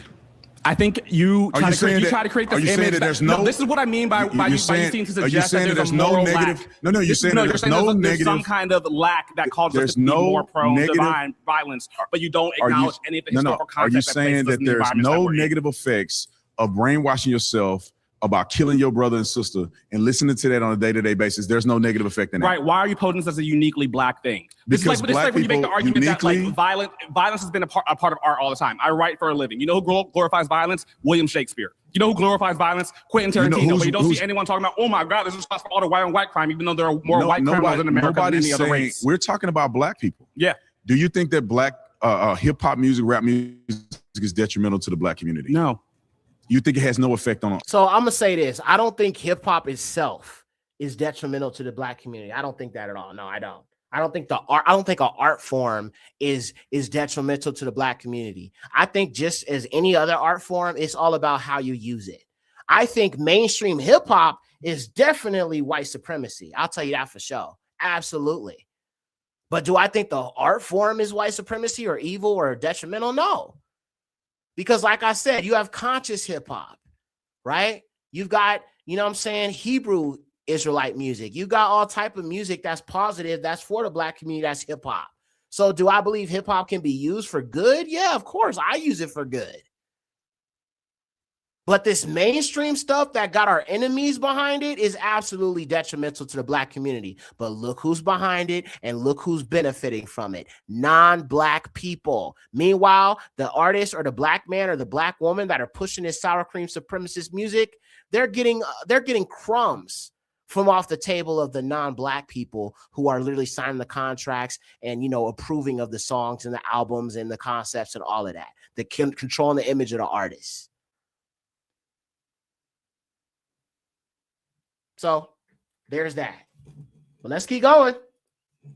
This is getting good. No, psyche of a young man listens to that every day. No. Is that simple? I disagree with you on that point. I think here lies the problem. How would you validate that? How would you prove that? Well, what can be proved is a correlation between poverty and crime, and that can be traced systemically through history. And this goes back to all of the arguments we've made about wealth accumulation, how black people have been prevented from having that. Now, how can you associate that to white supremacy? How can I associate white supremacy and generational poverty? Do you think wealth is inherited? In part. Yes. So do you think poverty is inherited? Majority of people who are successful in this country do not get passed on generational wealth. A lot of people who are very successful came from nothing. I would argue that almost every black person who is successful came from nothing, which is an example of why capitalism works. Yeah. Okay. So I went to one of the most conservative high schools in America. It is a very alluring and deceptive delusion to believe that because you live in circumstances that are different from the rest of black people, that somehow you are special. What do you mean? You're saying that this is the way earlier that you suggested, like, oh, here's my example of someone who escaped poverty, and that means that everybody has access to that. No, I'm not saying not every white person has access to it. So then you acknowledge that there are forces that operate against black people that are unique to black people. And where do those come from? I think a lot of it comes from the actions of black people. The epidemic of personal responsibility that you can't indicate how. Are you telling me? So, are you a successful man? Consider like I'm doing my thing. I'm doing my thing. Yeah. Okay. Did you go to school? I got incredibly. Are you educated? I got incredibly. No. Are you educated? Yeah. Okay. what decisions did you have to make to get to the point that you're at? Okay, we want to talk about education. We want to talk about the difference in funding between schools in black neighborhoods and white neighborhoods. No, like if you're funding, I went to probably one of the poor schools in my school district. That didn't make the difference of whether or not I did my homework or not. Yeah, this is the thing where I think you're convinced that you're special. I don't think that inherently because the color of my skin that somehow I'm behind the curve against white people. Yeah, Harriet Tubman escaped the plantation. A lot of people didn't. Is it the fault of all those black people that they couldn't escape? I don't get your point there. The point that I'm making is that people live in dire circumstances, and every once in a while, someone can break out. And that's not an indication of the system itself. Black people don't corrupt. live in a world where every now and again, the majority of black people live in the middle class. Yes, but a lot more black people live in poverty than any other. Disproportionate, and a lot of those are because of decision making. When you have children, and you're not married. This is why I'm saying that I think you think that black people have some unique moral deficit. You're saying that there's an epidemic of personal responsibility in black people, but you can't prove that. And yet we can prove that systemic racism exists, but you don't. What you're doing is you're assessing or associating racism stop in America. When does systemic racism stop in America? I don't think there was real systemic racism ever. Keep going, please keep going. Right, I would love for you to go for the rest of the time. Bro, this dude is unbelievable, and it's like I know the type of person he is. Like I know the content he makes. I know what his tactics are. I know who his audience is that he panders to. But nonetheless, I still kind of come to a place of just like how far he'll go.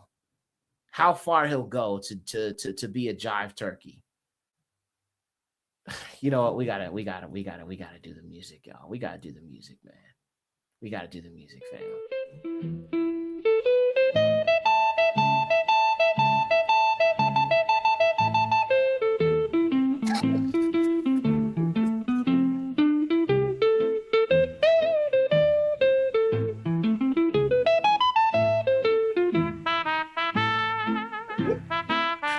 Okay, y'all. I mean, just the level he'll go to the level he'll go to please these people is just sad.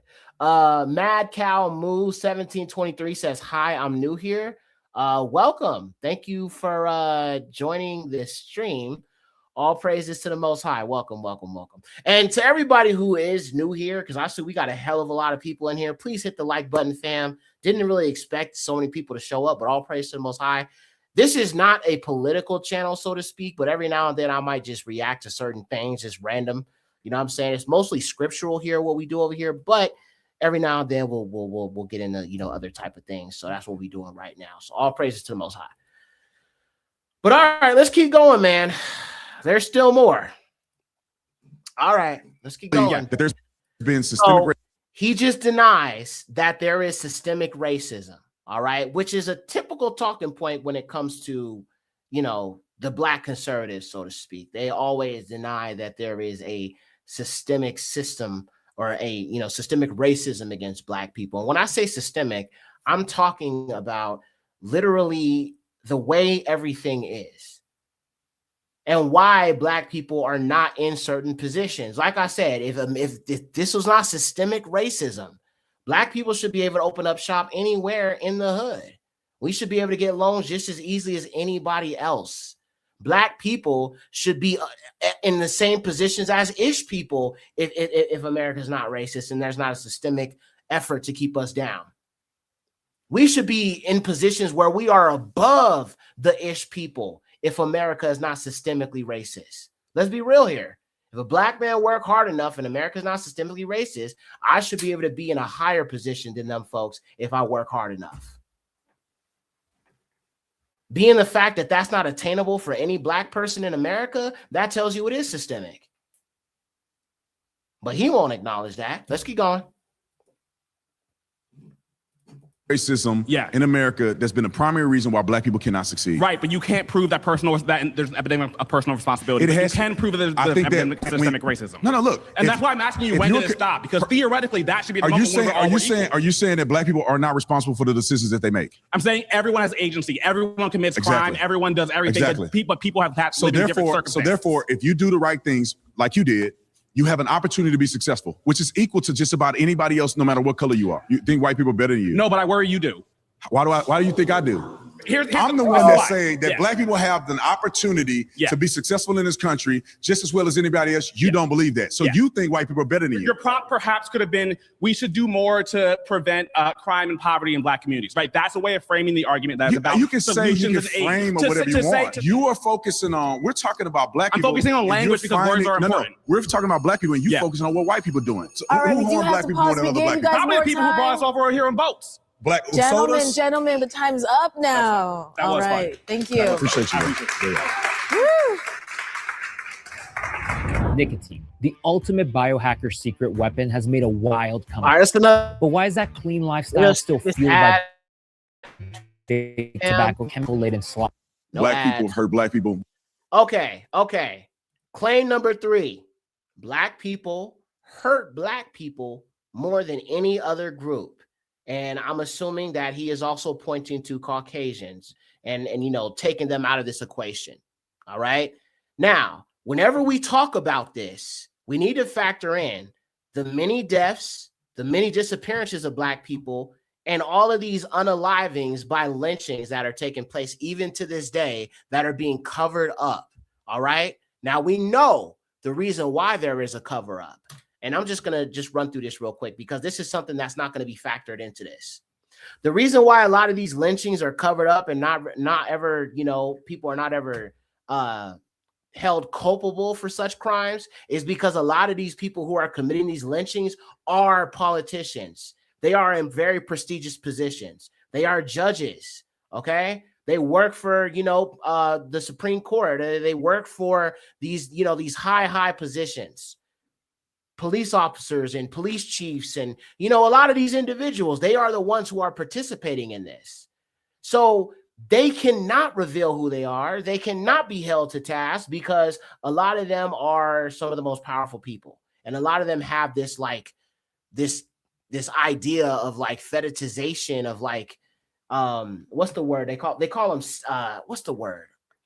People who get off to other people's pain. Not a masochist, but the opposite of that.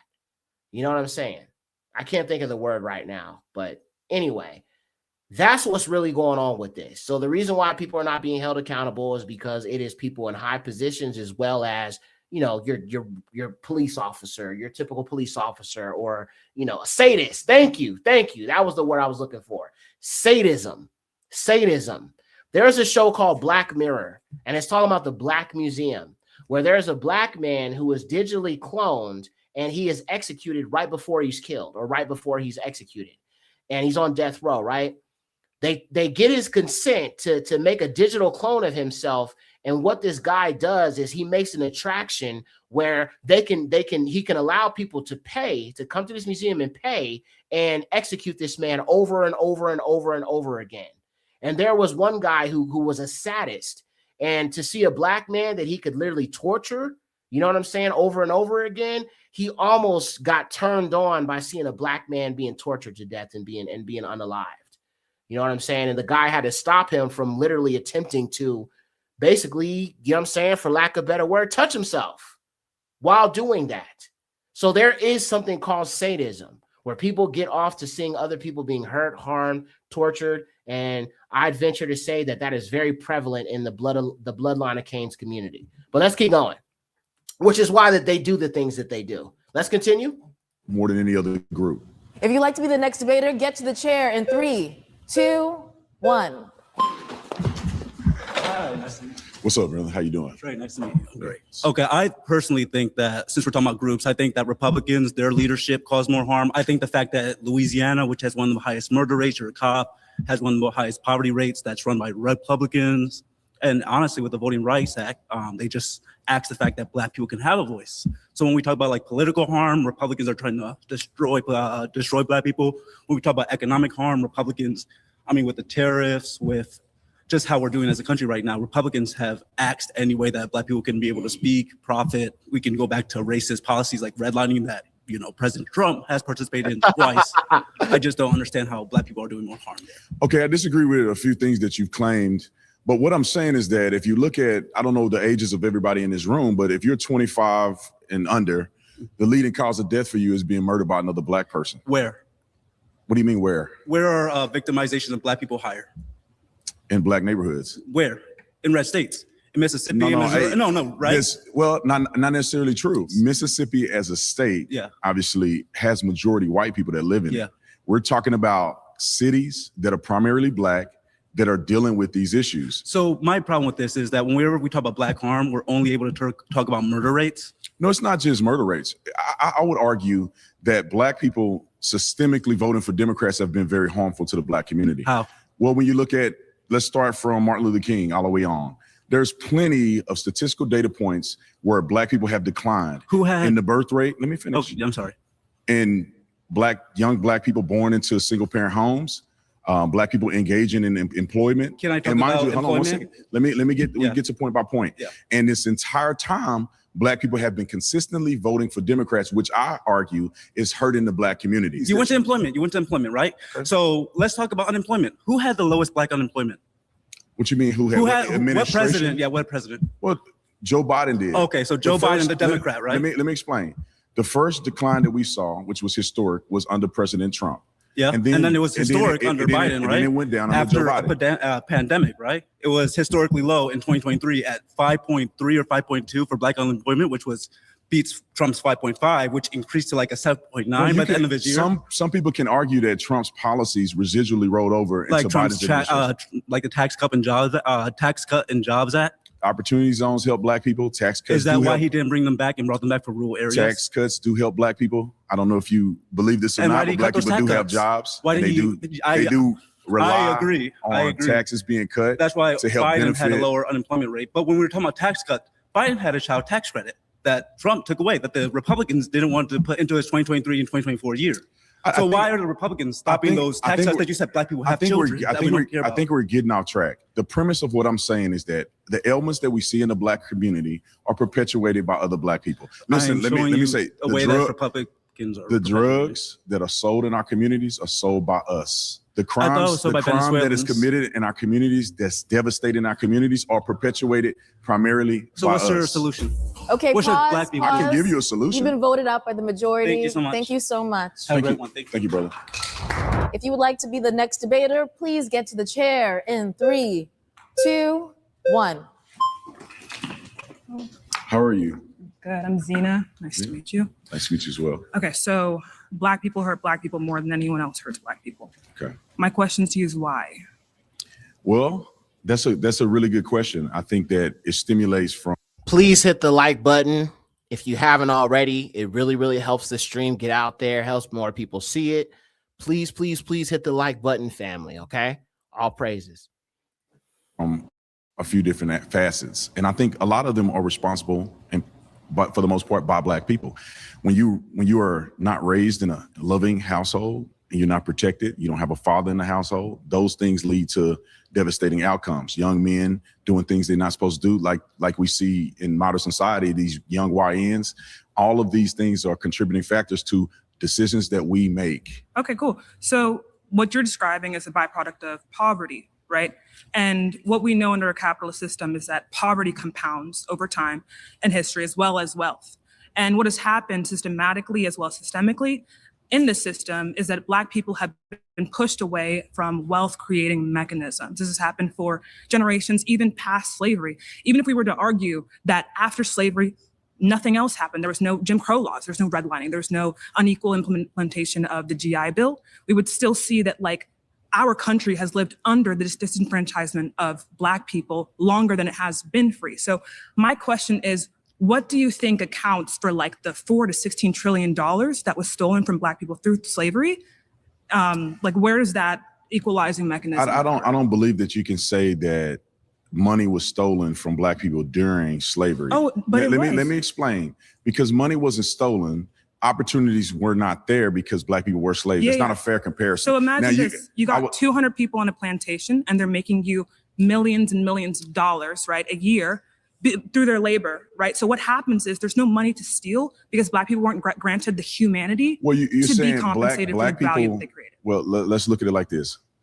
This is a an environment and a dispensation of time where slavery was a fact and a reality around the world. And we live under So capitalism, right? Let me explain. So it's not like it was somehow uniquely. Oh, it was very unique to the West. It's not uniquely in the United States of America. Chattel slavery? Majority of the slaves. Do you want to compare South chattel America. slavery? Let me just. She's right. She is right. Okay. Now, let me be clear here because I want to be clear because I don't want to misspeak here and I don't want people to misunderstand me.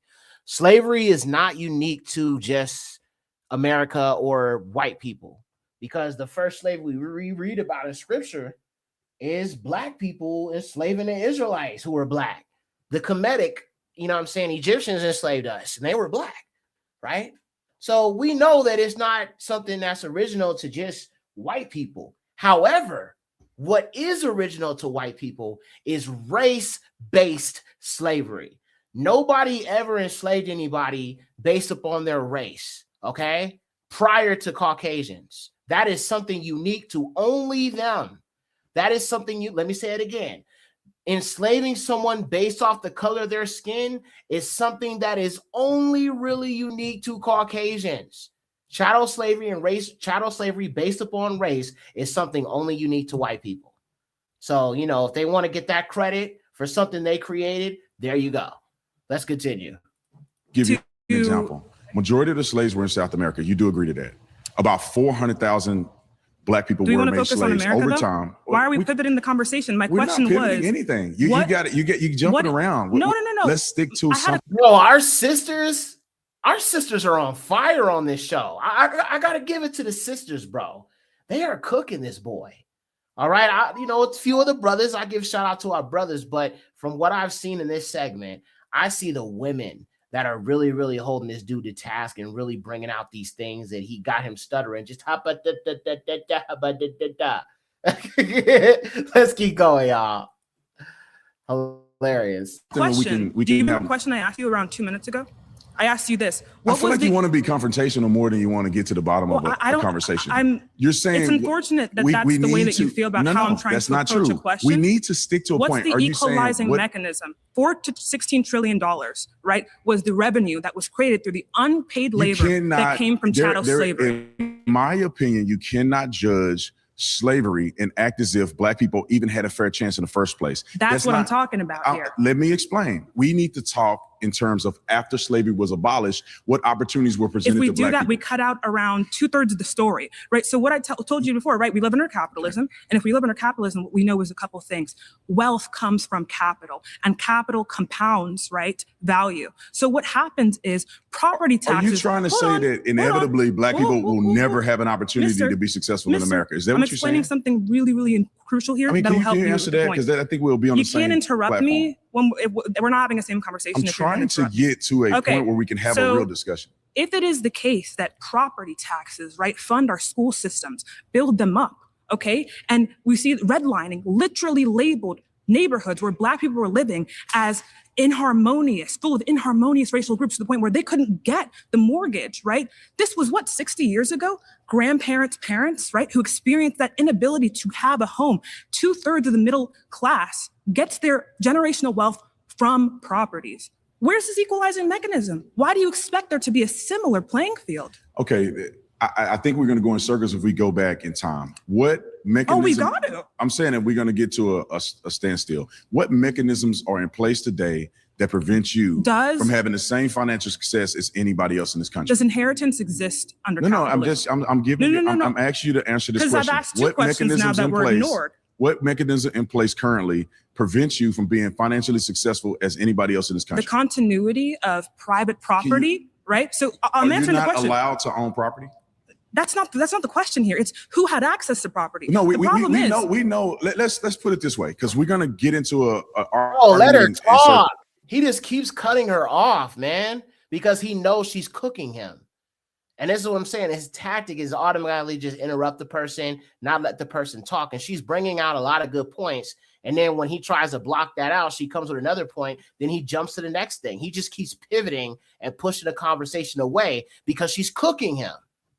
Bro, the sisters, man. Shout out to the Daughters of Zion, man. They were on fire on this show, bro. Let's keep going. I don't think it's going in circles. I think you're not answering the question. Here's the thing that we can agree on. Two questions. Let me say, there's the thing that we can agree on. We can agree that there was discrimination in this country. We can agree that there's some elements of. Do you agree that inheritance exists? We can agree that there's elements of things that happen in this country that put Black people behind. We can agree to that. Okay. But what I'm telling you is that we cannot still live 60 years ago and act as if we don't have an opportunity today. Here, let me. We can break down redlining. We can go through the process of all these different things. Let me address it. Because I don't think that we're telling the full story about redlining. I don't think we're telling the full story about economic opportunity for Black people in America today. I think you're right. So white families, on average, have a 10 times higher median household income than Black people. Why is that? And that's what I want to answer for you. Let me answer it. No. You asked me a question. Why are you answering the question that you asked to me? You just let me answer the question for you. No, I don't want you to answer it for me because I want to answer. I want to participate in it back and forth. Okay, come on. The reason is because wealth in this country is passed down. The biggest, in 2020, they projected that $765 billion, right, was passed down through gifts and bequests to the American population, right, the middle class, and that's just the middle class. That is the majority way that wealth funnels down in this country. Are you saying that Black people are not currently able to have financial success in this country just like white people? I'm saying that we're comparing a tortoise to a hare right now. So I don't think that's true. Are you alluding to the fact that anytime you say something's true, you should be able to prove why you don't think something or believe something to be true, right? So for example, if I want to say that I believe that these people that he defends are the bloodline of Cain, what proof do I have of that? The history, how they destroy everything, how they wipe out whole nations of people, and how they went to Europe and they just wiped out all the guys, all the men, and then they raped the women and mixed and created these hybrids. So if I don't believe something to be true, or if I believe something to be true, I should have evidence. But every time somebody brings up something about those folks, he's just going to say that's not true, that's not true, that's not true. Even with the whole thing about where did the police officers came from? They came from the slave catcher. And then the guy literally talked about the star and all of that and how it connects to like what the sheriff wears and the slave master or the slave catcher were wearing it back then. He ignores that. I don't think that's true. I don't think that's true. It almost seems like this debate is like pointless because all he's going to do is just ignore what's being said instead of addressing it and answering the question. Then with this sister, he asks her a question and she tries to explain. Then he says, no, I'm going to answer for you because he wants to control the narrative. He's trying to dominate the conversation instead of letting her talk. Wow. Crazy word. Let's keep going. Let's talk about redlining real quick because I think that it's been disproportionately represented. When you talk about redlining, do you know, and I think it's good for the crowd to understand this, that in the red line districts, 92% of all the people who live in the red line districts were white. Are you aware of that? Where is this source coming from? Redlining specifically. All right, let me look at this fact check. In one major study of 9 large northern and midwestern cities, white households made up about 85% of households in areas subsequently given HLC's lowest D rating. That majority white composition reflects the city's much larger white population and does not mean exposure was proportionally across racial groups. Okay. Do you not know this as a fact? Okay, how about this? The underwritings of the HOLC specifically said that Black groups, right, were seen as inharmonious groups that we should be very wary. No. Let's look it up. The fact check will be. Okay, here we go. So it says more than 97% of Black individuals and 95% of Black-owned homes in a study sample were located in areas subsequently rated D. So the worst of the worst, compared with 49% of white individuals and 39% of white-owned homes. Black residents were therefore far more likely to live in D-rated areas, although the study concluded that much of this concentration resulted from discrimination and restricted housing choices that predated the HOLC maps. As I said, as she said, as every Black person, for the most part, that confronted him. It is systemic. It is 100% systemic. That means a bunch of non-black people came together and said, this is how we're going to keep black people down. This is systemic. But he just ignores it.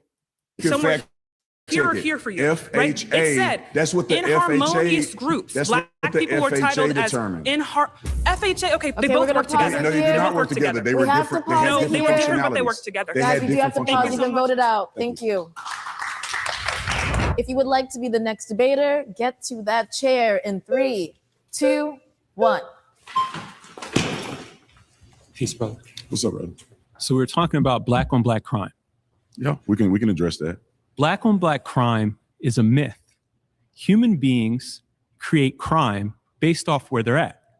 In the 90s, there was an opioid epidemic, specifically Oxycontin. This was white drug dealers selling this medicine to white fiends. Okay. Over 80,000 people in the year 2023, according to the CDC, overdosed from opioids. That same year, 31,000 people overdosed from cocaine.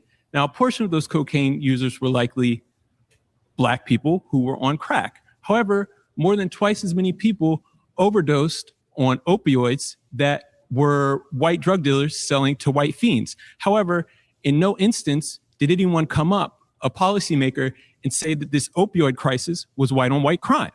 However, when black people engage in crime based off where they're at, the government uses it as an excuse to overcriminalize them in a way that white communities are not criminalized at all. I disagree with you because I don't think that anybody's saying black on black crime necessitates a police response. People point out that black people disproportionately, or I'll say to a higher degree per capita, kill each other more than any other group. It's not accurate. That is the 100.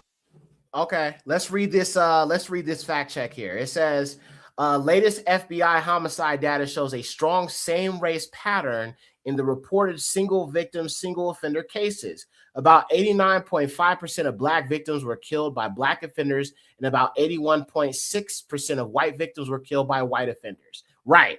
And that's another thing that I've noticed that Caucasians do not mention. They do not mention. They always say, oh, black people, you know, I'm in danger if I'm in a black neighborhood and so on and so forth. But they never talk about the violence of their own people, because Caucasians are just as likely to be killed by another white person as a black person is by another black person. But again, they deflect to it being the black community who's more of a danger to them. But let's just be honest. The white people who claim they're afraid of us do not live in the hood. They live around other white people. So they are more likely to be unalived by another white person than by a black person. Just like I'm more likely to be unalived by somebody in the hood than by a white person in the hood. But it just depends on where you are and what location we're talking about specifically here, which is what you got to factor in. 100% accurate. That is 100% accurate. Anybody can fact check that. We kill each other at a higher rate per capita than any other group. That is a fact. Now, the reason that people point this out is because others try to claim that the biggest threat to our existence, the biggest threat to our young people are white people, or systemic racism. But the reality is the cause of death, the leading cause of death for young people 25 and under, from 15 to 25, is being murdered by another black man. Then you go on beyond that, and the leading cause of death is what? Health issues. I dig it. Heart disease, So the biggest, diabetes, and other, it has nothing to do with white people. Okay, cool. So the biggest threat to black people and the biggest threat to the world is the system of racism and white supremacy that we live in. Because the system of racism and white supremacy— Give me an example how the system is directly affecting you. Exactly. The system of racism, white supremacy affects every faction of interaction. Give me an example. I'll give you them. We're talking economic, social, and sports. So these black drug dealers that you're mad at, for example, Freddie Gray. Freddie Gray was a petty black drug dealer. He still was selling drugs. Yes, he was selling drugs. Who was he selling drugs to? He was selling drugs to black people. Okay. But no petty white drug dealer has ever been thrown in the back of a paddy wagon and ended up dead. That's not true. They just only didn't get black publicity. people are only petty black drug dealers are criminalized for selling drugs. That's because we live in a system you want to go to Freddie Gray? Racism, white supremacy. Who was the judge? Who was the judge? Over-criminalizes the actions of black people. Who was the judge? Overlooks petty white crime. Who was the prosecutor and judge that allowed those police officers to get off on that crime. It was a black judge and a black prosecutor. Also, in 2018, there were multiple officers in Baltimore who were found guilty of planting drugs and weapons on black people and arresting them. That is an example of racism, white supremacy being used to weaponize crime and criminalize black people. You've never? Well, you know what? He's partially right with most of what he said, but it's not just the fact that it's white supremacy that allows them to do that.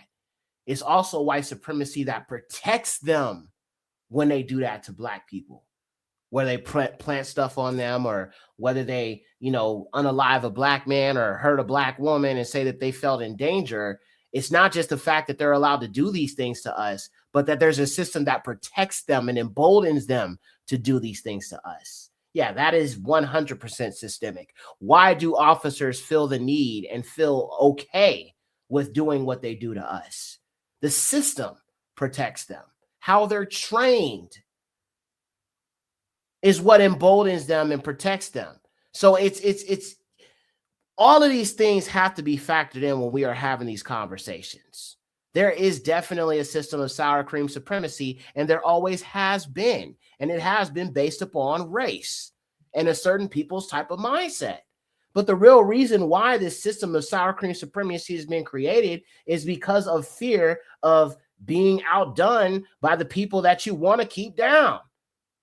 I'm just saying, if black people are so lazy and so inferior, then why the hell did y'all come all the way go through the Middle Passage and go all the way to the Atlantic and try to pick us up from Africa if we so stupid and we so dumb and we so lazy and we can't do nothing right? Why don't you build it? You build America. And they couldn't. You know why? They couldn't handle that melanin. They didn't have that melanin. They couldn't handle the sun. So they had to have people work and do it for them. White people didn't build the White House. Black people did. Free slave labor. Let's keep going. I heard an instance in which petty white drug dealers have had drugs and weapons planted on them that has led to their arrest. Have you ever been a police officer? God, have you ever no. arrested? Have God, you ever no. arrested anybody? God, no. Well, let me break this down. God, the things no. that you're saying are focused on what's happening in the black community. You don't know what's happening in the white community. I know exactly. I just told you they're fiend out. I told you there's an opioid crisis. White street drug dealers are selling street fentanyl and Oxycontin and opioids to white fiends. But it's cool and it's not over criminalized. Cool to who? It's cool to It's cool to the government. It's cool to the people it's cool to the people that write the laws. The people that write the laws, the government and the politicians are not over criminalizing this behavior. They're not chasing the white dope dealer, the white petty drug dealer. They're not chasing him around and throwing him into the back of a bag in the back of a paddy wagon. What makes you the think same way that Freddie Gray got thrown into the back of a paddy wagon? They're not chasing criminals. Timothy, please let Officer Tatum speak and address what you're. Yeah, let me. You said a lot of things. If you're saying that there's no instances where white people are getting arrested for criminal activity, or you're saying that they're not thrown in the back of the paddy wagon and dying, the same way as black people. No, that's not true. What I'm saying is these white drug dealers are not policed and criminalized and put on TV and looked at as criminals and drug dealers in the same way that petty black drug dealers like Freddie Gray are criminalized and thrown in the back of paddy wagons. Let me respond to you. I think that I have to. Somebody said Officer Tatum is not an officer. I am aware that he is not an officer. I am aware that he was a former officer, but because that's the name he goes by, that's why I use it in the title. But because he was a former officer, he obviously has a bias to, police. And honestly, it's being exposed right here, right now. But let's keep going. Pause it here. He's been voted out by the majority. I don't think he did. If you would like to be the next debater, please get to the chair in 3, 2, 1. I need somebody good, bro. Okay, yeah. Back again. Okay, so thank you for. So this is the black woman that was cooking him at the very beginning. So I'm rooting for her, bro. She was on fire. For clarifying the prompt for us, because I was a little confused reading it, because white people hurt white people around the same rates. But I guess my question is starting when and how are you quantifying harm? Okay, that's a great question. I think that we can go all the way back to the beginning if you want to in slavery. When the slave trade was proliferated, Black people enslaved each other. Where? In Africa. The likes of Black people enslaved other Blacks in Africa and sold them all over the world. That, to me, that's an incredible harm of Black people inflicting on other Blacks. Wait.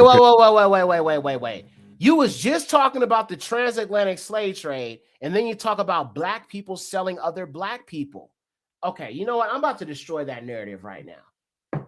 First of all, anytime you hear Caucasians sit there and say Black people sold other Black people, let me be clear who sold us to the Europeans. They were not the same people as us. They were actually the Dahomey tribe. The Dahomey tribe is the same tribe that's connected to that movie, The Woman King. These were not our people, all right? And as a matter of fact, they were different from us and they were envious of us because if you know who we are, you realize that we were not just some regular individuals. We were actually very smart, very talented, had a lot of skills, and this tribe that sold us did not have those skills. And so it was easy for the European to conspire with this particular tribe to take us into slavery or help sell us to them simply because this tribe was not like us. It was not our own people who sold us into slavery. I wish these white people would stop telling half-truths. That's not what happened. The Dahomey people were not our people. They were another tribe that happened to see us in their area, in their, little area, Nigeria, West Africa, and they conspired with the European to sell us. But who loaded us up on slave ships? Whitey. Who threw pregnant women overboard and raped them? Whitey. Who buck broke Black men right in front of their babies, right in front of their wives? Whitey. Who lynched them and fed them to the dogs and fed them pork and did all types of evil-ish. Because once we get out of Africa and the Negro was loaded up on the slave ships, it's a whole horror story right there. So I find it interesting how he keeps on talking about Black people sold Black people, but he refuses to acknowledge the horrors of the transatlantic slave trade and what these Europeans did to us. But everything is the Black people's fault. Let's keep going. Crazy. It's just funny. Any chance he gets when it comes to holding white people accountable, automatically he deflects right back to Black people. This is some premium tap dancing right here, y'all. In Africa, Black people enslaved other Blacks in Africa and sold them all over the world. That, to me, that's an incredible harm. Wait. Black people sold Black people all over the world? Oh, wow. I'm genuinely in disbelief. Like, I knew he was a tap dancer, but it's almost like this debate is really, really showing me like how far a person can really go to appease the bloodline of Cain. These people are dangerous. Like, people like him, Negroes who just make excuses for these folk, but the people that are behind him, the machine that's by him, the people that he's protecting are more dangerous. Because there's a lot of Black people who listen to this guy. I mean, well, maybe not like that, but sometimes I see him pop up on my feed and I just go in the comment section to see how many Black people are agreeing with him. And it's a good chunk of them I be seeing there. This is crazy work, man. Wow. He literally just made up a lie and said Black people sold Black people all around the world. So we were all involved in the transatlantic slave trade. And the white man did not have the big old houses and the wealth that they have now goes back to the transatlantic slave trade.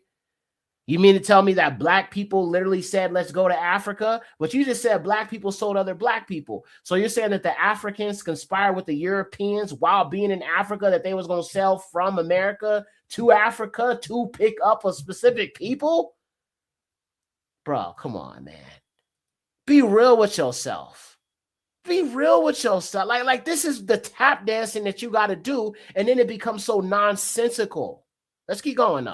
And perpetuated across the world. And you have slavery now perpetuated in South America. You have it in the United States of America. That is initial harm. I would argue that the point in time of slavery in America as we know it, I believe that white people hurt black people more than black people did. Yes. Now we go post-slavery. Okay. I believe that black people began to take the torch and destroy themselves or destroy other blacks more than any other group in America. Okay, so let's start post-slavery. I'm gonna ignore the thing about black people selling black people. Is in that not Africa. true? Well, do you know how many black people were sold as slaves to each other in Africa? Well, millions were sold in the slave trade around the world. Are you talking about the transatlantic slave trade or before the transatlantic slave trade? Transatlantic slave trade. Okay, yeah, but that was by white people again. What you mean it was by white people? I'm saying that black people enslaved other blacks and sold them to white people. I think they that were was primarily kidnapped by the Portuguese. There was not The primary main- kidnapping. yes, It was the an main actual method. legal slave trade that existed. Yes, I and mean- millions of transactions between The Africans. legal slave trade that existed before the transatlantic slave trade was mainly based on when a tribe conquered another tribe, they were prisoners Still of enslaved. war, which is still enslaved, but it's different from the transatlantic slave trade when we're talking about black people hurting black people versus white people hurting black people, right? But I wanted to go focus on your claim about Post-slavery. Post-slavery, yes. So the primary, I guess, what do you think black people were doing post-slavery? Well, I think there's a period of time where there was an explosion of black excellence. Yes, Reconstruction. After slavery was abolished. Right. We have black people fighting in the military, black people owning their own companies, Yes. building wealth. We have Black Wall Street. Okay, you know what? Since we're talking about the transatlantic slave trade, and because this is a truth channel, I'm going to just bring out a little bit of truth for all the people who've never been here before. So let me make it clear. Whenever you say African, you need to be very, very careful with that terminology, because I know a lot of people like to lump all Africans into the same group, and we need to stop doing that. All right. You need to understand that there's Bantus and then there's non-Bantu African people. All right. Now, when we look at where a lot of the Negroes of America today, now some of our people do not even believe in the transatlantic slave trade, and that's because you've been brainwashed. But nonetheless, if you look at where we were brought from, it was a place called Negro land. Let me show you a map real quick to those who don't know this truth. And this is why it's important to, hear this out. So let me just show you this map first. Okay, all praises to the Most High. So this is a map called the Negro Land map, and this was drawn by colonizers. So I want you to understand that they went to a specific place to pick up Negroes, all right?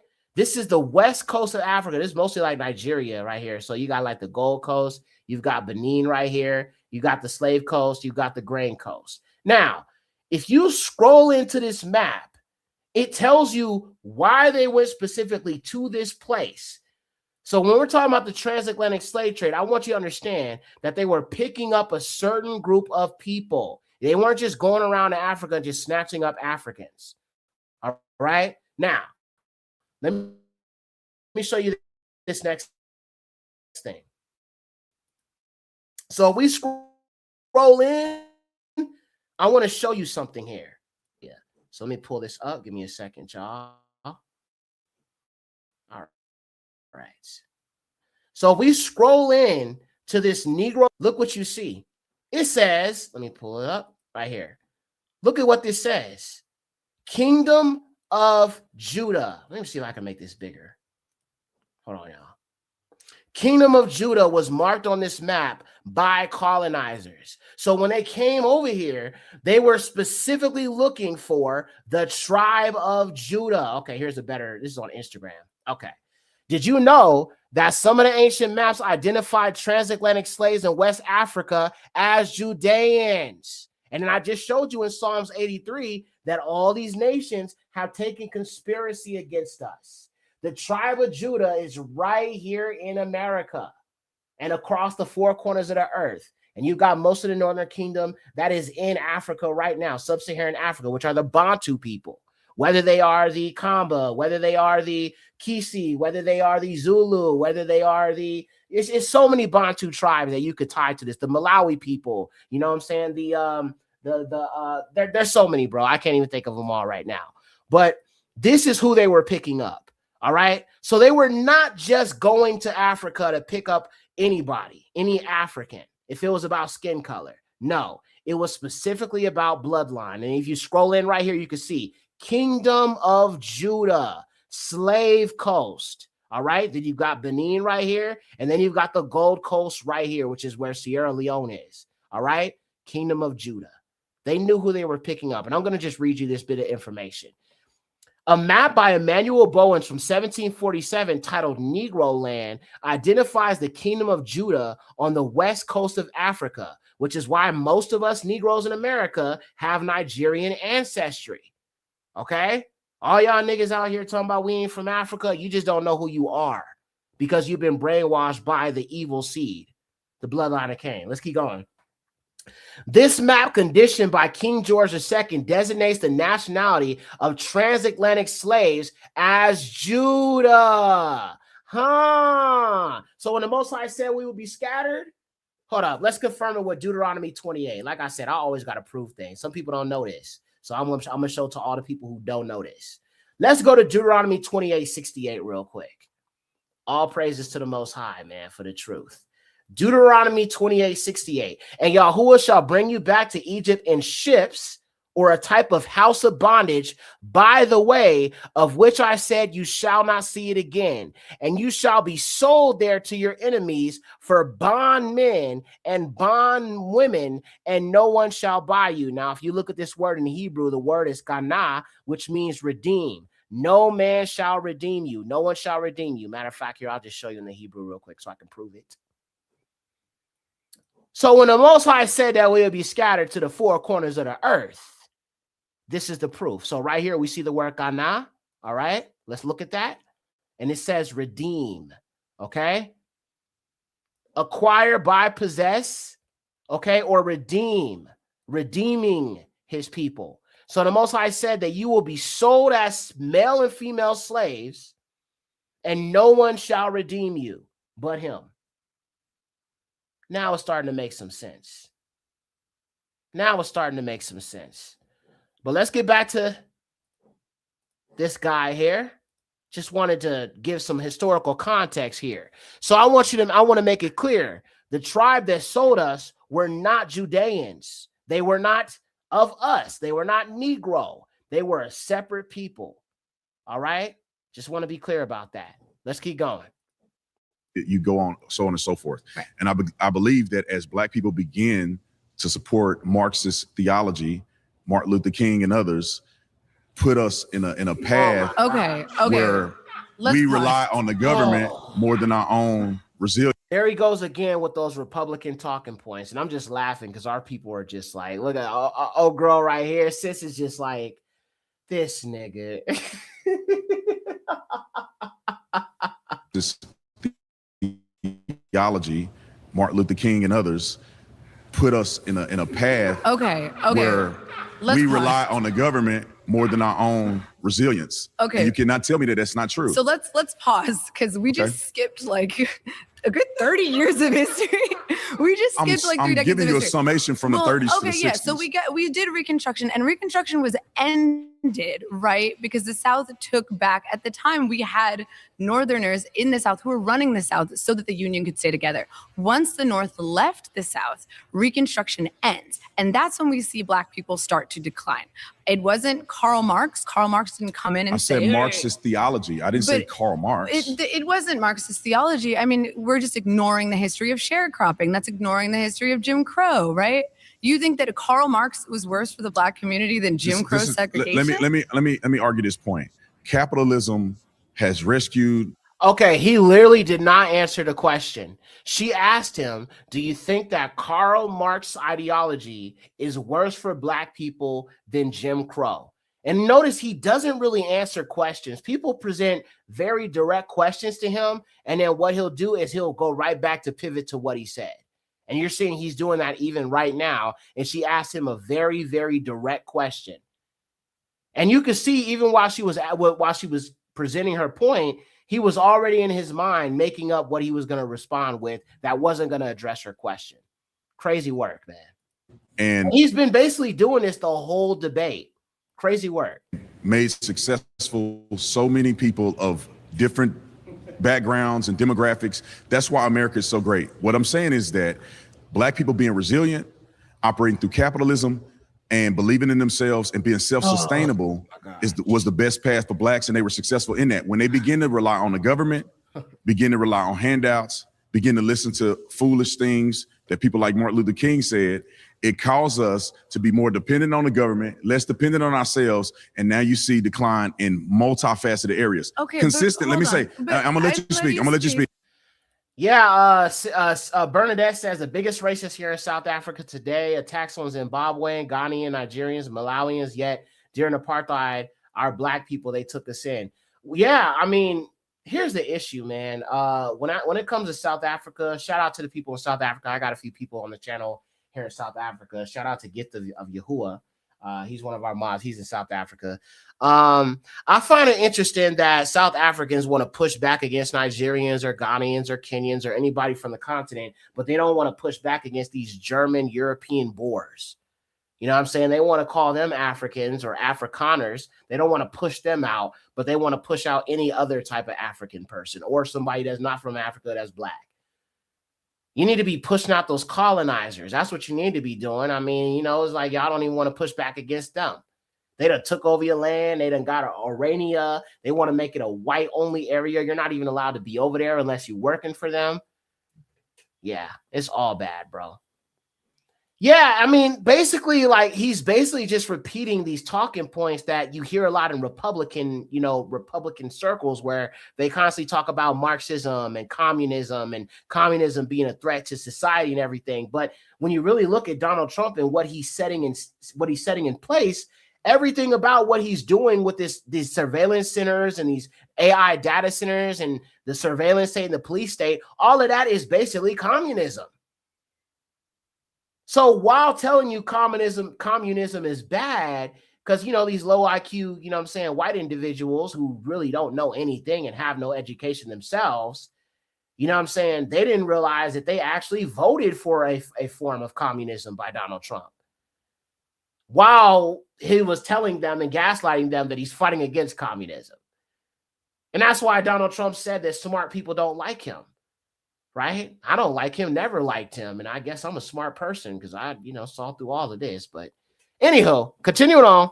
But what I'm saying is that when you look at other groups, minority groups, they did not fall for that.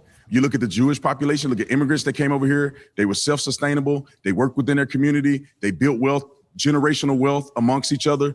They did not farm out their existence to the government. Speak now, please? Thank you. So the other immigrant groups that you're talking about, first of all, were not subject to Jim Crow segregation laws. But do you? I just want you to answer. Jews were subject I just to want Jim you Crow to laws. answer this question, yes or no. Okay. Do you think that Karl Marx hurt the black community and his ideology hurt the black community more than? Do you see how she had him stuttering? Bro, she is on fire, bro. The sisters is killing it right now. The sisters is killing it on this show, bro. He was all like, yeah, he was speaking tongues right there. Jews were subject to Jim Crow segregation. Let me go back. The other immigrant groups that you're talking about, first of all, were not subject to Jim Crow segregation laws. But do you? I just want you to answer. Jews were subject I just to want Jim you Crow to laws. answer this question, yes or no. Okay. Do you think that Karl Marx hurt the black community and his ideology hurt the black community more than Jim Crow segregation? I have to think that through. Jim Crow segregation. What is that? What? What the hell? This is crazy, y'all. Like, this is really a phenomenon to behold right now. Rhonda Really Raw says, you are a smart man. I'm learning a lot from you. I've never seen you here before, sis, but all praises to the Most High. Welcome. Thanks a lot. You will learn a lot here if you stick with me. So all praises, but thank you so much. I appreciate that. Yeah, fam, this is really something to behold. It really, really is. Like in real time. You know what I'm saying? And she's just like looking at him with disbelief. Like, is this guy really serious? Wow. Community and his ideology hurt the black community more than Jim Crow segregation. I have to think that through. Jim Crow segregation. What is there to think about? Because you're By the acting. way, Karl Marx is white, so listen. that would still be a white person hurting the black community. Just saying. But then Martin Luther King embraced his theology. Okay, but so, which is a black man leading the black community off a cliff. Now let me just say this. So you think I'm that, wait, saying so that every Carl, black then let person me was ask not you that subject. question. Every black person was not subject to Jim Crow laws. Every black person did not live in the South. There was a lot of successful black people during that time period. I mean, I'm gonna give you an example. The Harlem Renaissance, of course. I'm gonna give you an example of black people who were incredibly successful through what? Capitalism. We see Madam C.J. Walker, the first female millionaire out of any race, very successful in the late 1900s, late 1800s, Okay, early but that's 1900s. one person. That's not just one. That is we have one we have a person. tremendous amount of success. My friend, it feels George like you're Washington forgetting. Carver. We have. I'd let you talk for a long time. okay. I would like my turn to speak. I feel like we're completely jumping over history. We go from slavery to Martin Luther King, then all the way back. We ignore the history of sharecropping, right? We've completely glossed over sharecropping. We've completely glossed over Jim Crow laws and how much wealth was stolen from the black community. We've completely glossed over the Tulsa race riots. And when black people did succeed under capitalism, those communities were destroyed. We've completely glossed over eminent domain and how much of the black community was taken, like literal black. Let's talk about. Like what about Seneca Village? Let's talk Like, what about any Black of these Wall Street. communities? Let's talk about Black Wall Street. Are we on the same page of what happened in the Tulsa riots? Well, Tulsa race war? It depends. What do you think happened? Well, I know what happened. There was a conflict between black and white people. There was a fight between the two. White people got the best of black people in Tulsa. Then no, we are not on the same page. Well, yeah, we're definitely not. We're definitely not. Here's what it is. Black people during the Tulsa, Oklahoma situation we kind of accepted that they didn't want us around. They wanted nothing to do with us. So what black people did is black people built our own, area. Tons of movie theaters, tons of black businesses, tons of everything. A white person made a false claim about a white woman. All right. And they used that as a way to go in and completely destroy it. The thing about them is not only do they want to keep us down, they don't want us to ever prosper. Something about black prosperity really, really bothers them. You know what I'm saying? I mean, we've had to see them prosper and, do all these things and rise above us in every single way. But when it comes to us doing on our own and doing for our own people, they just can't live with that. They just can't leave and let alone. And his goofy ass is sitting over here talking about, oh, well, there was a fight. Like what? And this is what happens when you have the Mayo education system. When you are educated by white academia, because one thing they're going to do is they are going to lie because they are the villain. And their job is to sit there and try to make it seem like it's not as bad as you know it is. Racism is not as bad. The racism we're seeing today is not as bad as you are seeing right now. They continue to gaslight us. And they use people like this nigga to water down how bad they actually do treat us. This is really, really, you know what? I've oftentimes wondered what his family members think of him. They probably shaking their head. Crazy work. Let me finish and you tell me where I'm wrong. In that fight, there was a lot of black businesses destroyed. He really look at her. She's just in shock. He genuinely hates himself, y'all. This is self-hate. This is the greatest form of self-hate I have ever seen, family. And like I said, I know what type of content he makes. I know what he's about. But I've never seen it in a capacity where he's dealing with black people face to face, not behind a computer screen, not behind a pre-recorded video, not even a live stream where he can hide and pick and choose what he wants to address or whatever. But this is my first time seeing him actually be challenged by black people, directly face to face. And man, it's just, it's sad. You have a conquered black man right here. Totally conquered in the mind, 100%. And he obviously has a preference because he mentions that he has another child out of wedlock that is also with a non-black woman. Just like the Hodge twins, he's not biracial, but they're two biracial, men that bash black women all day, and neither of them are married to a black woman. Most conservatives, most black, not all, but most black conservatives are married to a non-black partner. There are some who are married to black. There are some, but it's not very many. Why do you think that is? And then if you ask somebody, like they asked Candace Owens, why are you not married to you talking about the black family, you care about the black community, but you're not married to a black man. And her basically what she said is black men are not smart enough for her. The white man is. That is hate. That is self-hate. I don't care how you try to turn it around, how you try to flip it. I don't care if you want to use the word preference. That is self-hate, bro. Period. Tatum hates himself, and he wants to distance from anything that's connected to black to appease white folks. And that's why he's doing what he's doing with this Nolan situation and trying to pander to this family. And they're just looking at him like, just go on. Dance, boy, dance. Dance, boy, dance. Crazy work, man. I'm glad she brought up Tulsa, Oklahoma, and I'm glad that black people are starting to see in real time really what this boy is about. And if you haven't seen what he's about and you haven't seen it by now, I hope you're seeing it now. Wow. In Tulsa, Oklahoma, they rebuild, I don't know, maybe 3 or 4 years later, and they begin to continue to succeed. Is that not factual? No. What's the truth? What happened then? I mean, the truth is that a community of successful black people who were succeeding under capitalism were directly targeted because they were not of directly that targeted. It was a conflict. Yes. It was a conflict between a black man. I believe it was a black man. It started when a black man was accused of lynching, was accused of raping a woman. Mm-hmm. And then because of that, there was this anger and a mob started. Inappropriate behavior with a woman. There was a conflict that occurred.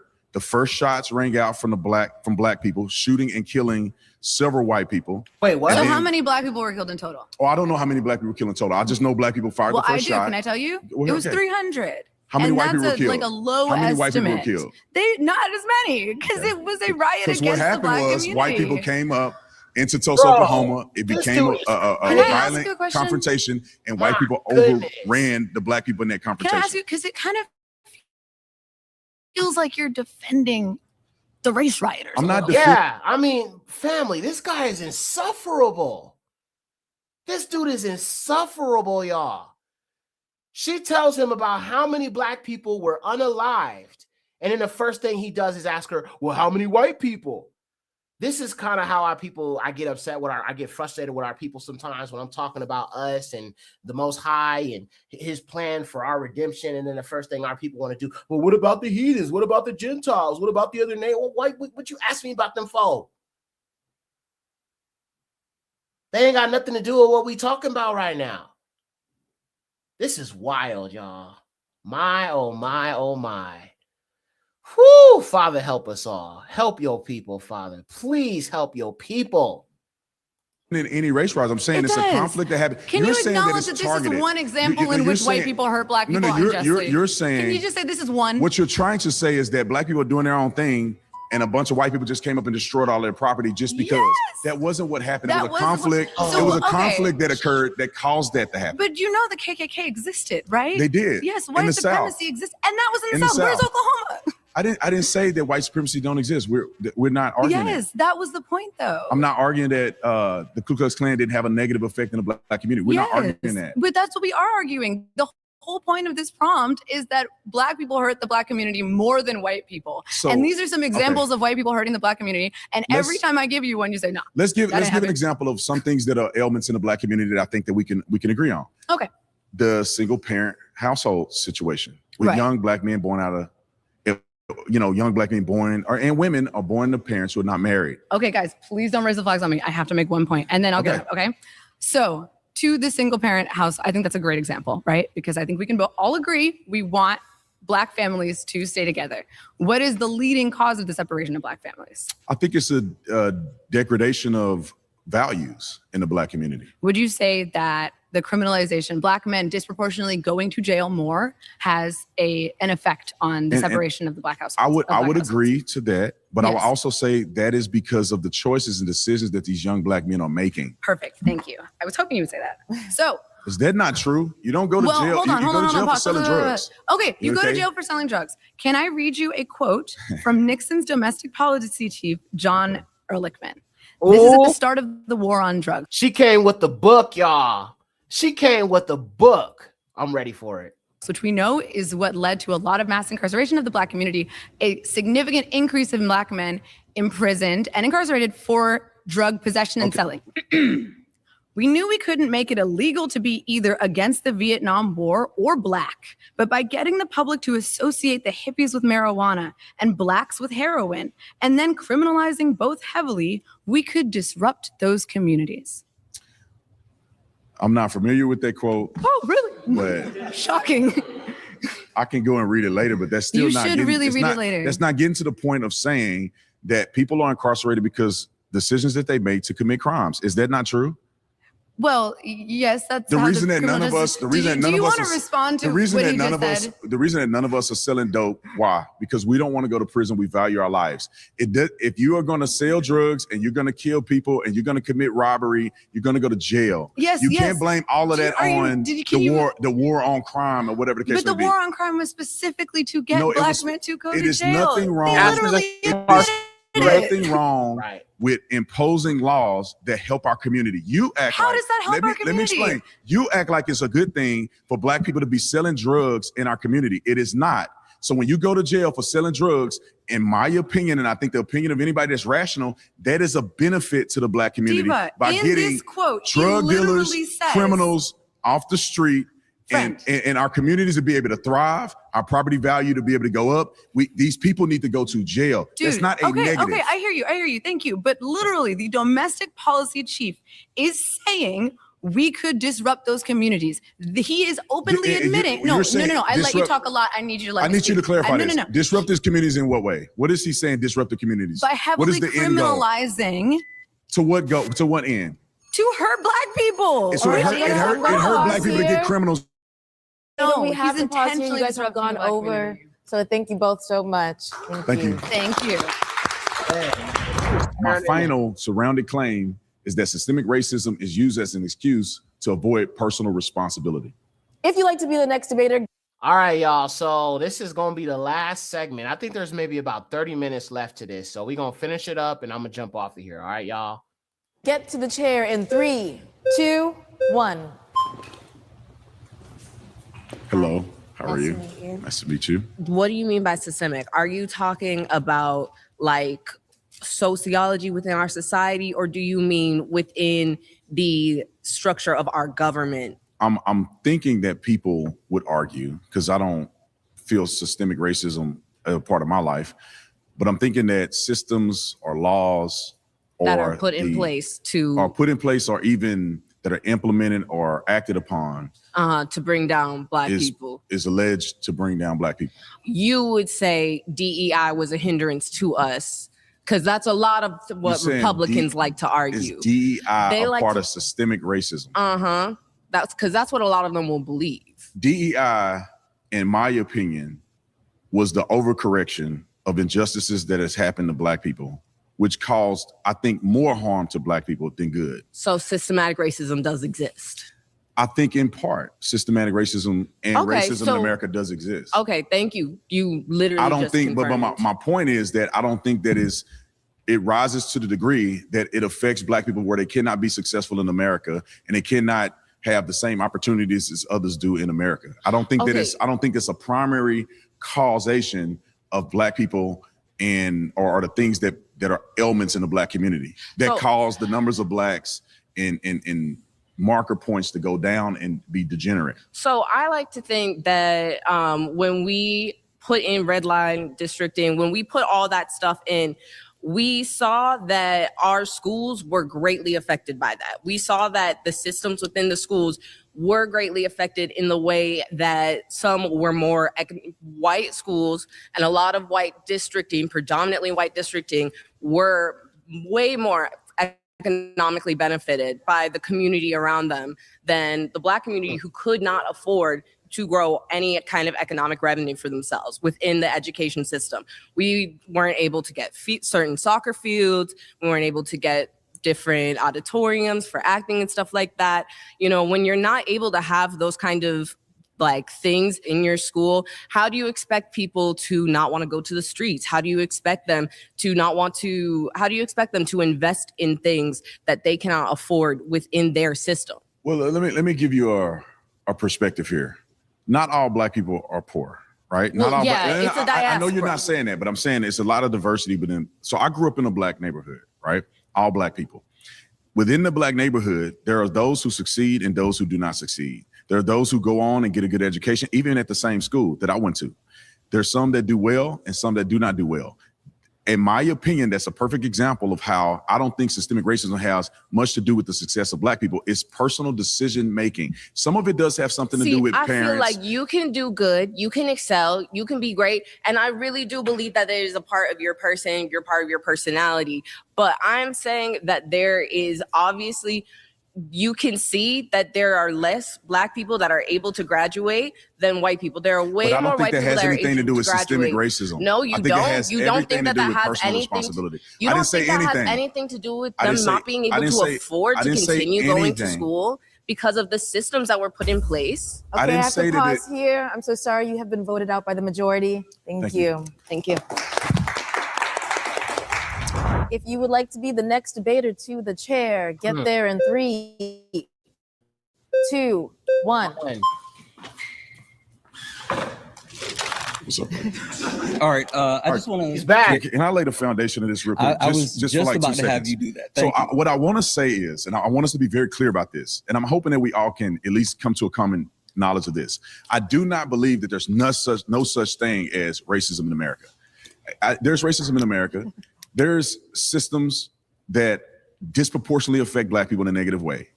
But what I'm saying is that I don't even think it's close to a primary reason why Black people see success or do not see success in America. So I think it's a very minor thing that occurs in society. Everybody has their own engagement with disparity in this country. Some believe it's discrimination. You have privileges of being better looking. You have privileges of being athletic. You have privileges of having parents. All of those things are contributing factors that everybody engage in. Yeah. Racism does exist in part. Systemic things that cause Black people to be behind the curb in part does exist. Sure. But it's not let me get significant reason why Black people clarification questions. Okay. First and foremost, why are you saying systemic racism instead of just racism? Well, you got to qualify it. I mean, I don't. Systemic means the continuation of racial practices. Mm-hmm. So you're saying from this point till now, that's why you would say systemic. You believe in interpersonal racism? Can Black people be racist? Yes. Really? Yes. Okay. All right. So you're just wrong.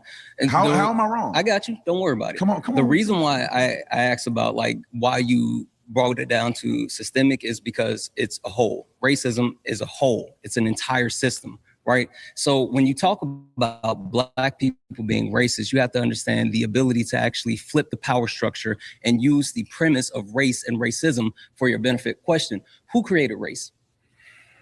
White people. You know, that's a good question. I'm not really sure. It was a Portuguese man by the name of Gomes Inês de Zurara in 1452. He was actually commissioned by the Catholic Church, and they told him to go out and document the difference between these people, right? Do you believe in race? Do you believe race exists? Construct. No. You believe that it exists? We live in the social construct. It's not biological. So you're saying this man created it? Yes. And we perpetuate it? Yes. It's literally Black documented. people also perpetuate it. It's documented. They published 2 papal bulls, one in 1455 and one in 1457. Yeah, so we're on the same page. The social construct is not really wait. the determining what was the factor. purpose of it being created, though? Well, I'm not sure what his purpose was. I got in you. race. To justify chattel slavery. Yep. Right? I do not. It's agree literally to that. documented. I don't care if you I don't agree or to not. that. Okay. I don't care. Bro, he's cooking. He is cooking. I love how he sets up these questions. And this is the same brother that was like, where did the police officers come from? Slave catchers. I love how he sets up these questions and he just allows Tatum to walk right into it and, bop himself in the head. So this brother does a good job at setting it up. I got to go back. I love how he did that. 5 and 1 in 14. Yeah, so we're on the same page. The social construct is not really wait. the determining what was the factor. purpose of it being created, though? Well, I'm not sure what his purpose was. I got to you. race. To justify chattel slavery. right? I do not. It's agree to that literally premise. documented. I don't care if I you don't agree or agree to not. that. Okay. I don't care. It's literally documented. Okay. So I'll accept that. the point being is that this system was literally created to disenfranchise Black people. Specifically, it's the structure and maintenance of a hierarchy which continues to actually create a free and cheap labor class, chattel slavery. Prior to chattel slavery, there were slaves, but they weren't based off of race. After the creation of race, they engaged in chattel slavery to actually create this free and cheap labor class. Now, but I don't think it was primarily to disenfranchise Black people. It literally was. Race has never, slavery was never about race. It was about available labor. Chattel slavery was about race. Slavery, Chattel slavery was about chattel slavery. Of slavery was not Why do you instigated keep by just race. saying slavery instead of chattel slavery? Acknowledge the thing that I'm saying. Well, I don't really. Do you know what the difference is really, between just slavery and chattel slavery? I don't see that being a major point to the conversation that we're having right now. You don't think chattel slavery is a major point? To the conversation we're having right now, I don't think that there needs to be a delineation. It literally is. Gomez Inez de Zurara said, How does that affect you today? I got you. Okay, let's get Gomez Inez de Zurara said that these people were hypersexual, animalistic, they were the lower hemisphere, and they needed to be civilized. And they could civilize them vis-a-vis chattel slavery. Now, that rolls forward to where we are today. How? There's a whole bunch of stuff that you missed, but I'm going to skip forward. Well, what policies are in place? Right now. I'm getting there right now. That back getting up there your right plan. now. The systems that Black people exist in today that continue to disenfranchise us, medical racism, educational racism, financial racism. Yeah, Quick explain question. that. Explain that to I got me. you. Do you know? I don't agree with you. Do you know the Black maternal mortality rate in the United States of America? I don't know it, but I do know this, that Black people have a disproportionate effect in that area. Yeah, it's 50.3 versus the white. But that's not necessarily discrimination and disparities are different. That's not necessarily meaning that somehow the medical system is intentionally It's discriminating literally against Black medical people. racism. You gotta let me finish. You gotta let me finish. 14.5 when it comes to the white maternity mortality rate. Do you know what the infant mortality rate is? I do not know that offhand. Yeah, the infant mortality rate is 10.8 versus white 4.5. There was a study that was completed that showed that when it comes to white babies, no matter who they're treated by, whatever race their doctors is, whoever they're treated by, they have the same possibility to life versus anyone else. Black babies, literally the survival rate for Black babies drop unless it's a Black doctor taking care of the baby. Everyone else, the baby out of the womb, the Black baby has less of a possibility to life. It's literally studied and Let me give documented. you a perspective. And here's the thing. Let's throw this in just to add on to what he's saying. So you have the mortality rate that is not so good when it comes to our community. But then even after the baby is born, or even before the baby's born, you've got Planned Parenthood, you've got these centers that target, our children. We got that. But then even after the baby's born, they're still trying to unalive this child, whether it's through, the culture, or whether it's through, what they're putting in the food, or whatever it might be. You know what I'm saying? So it's like, even when you get out the womb, there's still a decree to try to unalive us by any way, shape, or form. So it's like we are literally fighting for our lives from birth all the way up until, we expire. Our time on this earth has come to its end. But that's the thing about Black people, bro. We've overcome so much, bro. And they know that that's one of our superpowers, is just the power to overcome hardship and the odds being stacked against us. Crazy work, man. Let's keep going. Because just because there's a statistical data point, you gotta work through the data points. Because what you're saying is that every white doctor is racist against Black people. That's what you're telling implicating. you that's medical racism. So you're saying. So are you saying that when you go to the hospital, doctors are intentionally being racist against Black people? I'm saying that doctors are taught through pseudoscience. Question for you: have you ever heard the myth that Black people have thick skin?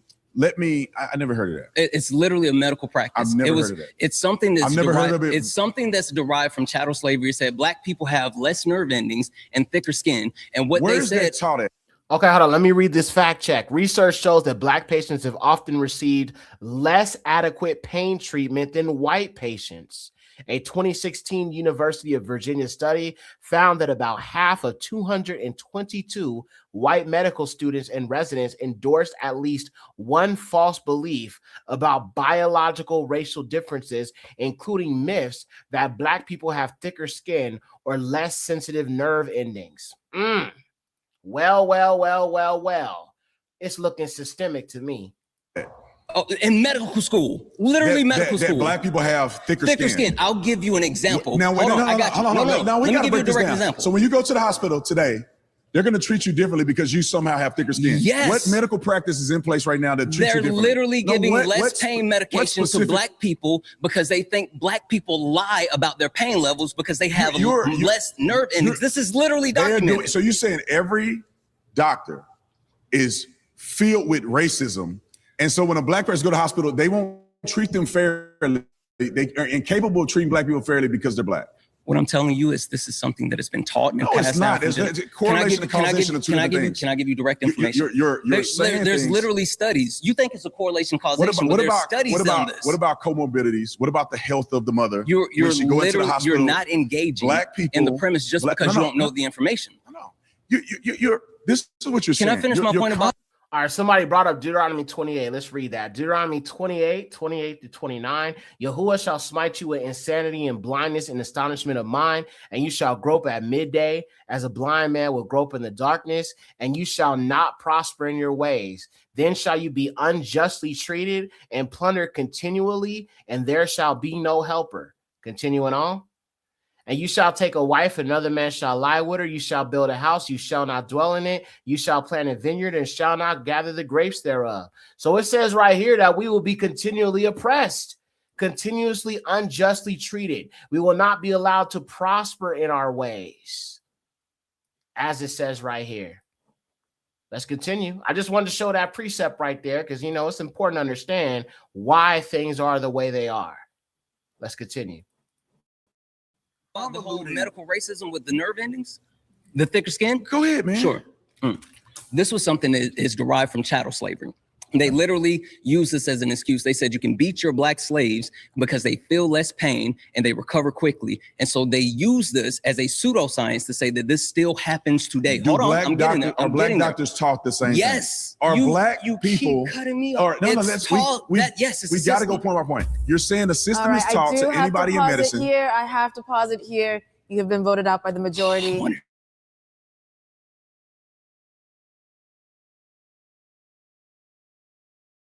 2, 1. All right. So you're talking about 2026, right? Okay, cool. You want to say that these systems no longer exist in the way that they have before, but kind of going off of some of the other claims, there's a resulting effect that comes from the decades and decades and generations that have not received like fairness and equity. So when you say personal responsibility, even what you said, like I come from a neighborhood where some people make it, some people don't. It's not that. Like you have a low floor and a high ceiling, right? For white people, their floor is a little bit higher because they start off with a little bit more. Their families come from a little bit more. They might have better choices as opposed to better outcomes. And I think that if you don't apply that sense of logic into the decision making of what you're saying, it's like you're kind of victim shaming people who already have one foot kind of like in a trap. And they're trying to run this race, but there's like barriers that's holding them back that have been there for decades. Yeah, let me explain. I love what you said, and I think we agree on a lot of what you said. Yeah. I'm not saying that there isn't disparity. Right. There's clearly disparity. You would have to be a fool to say that there's not disparity in law enforcement.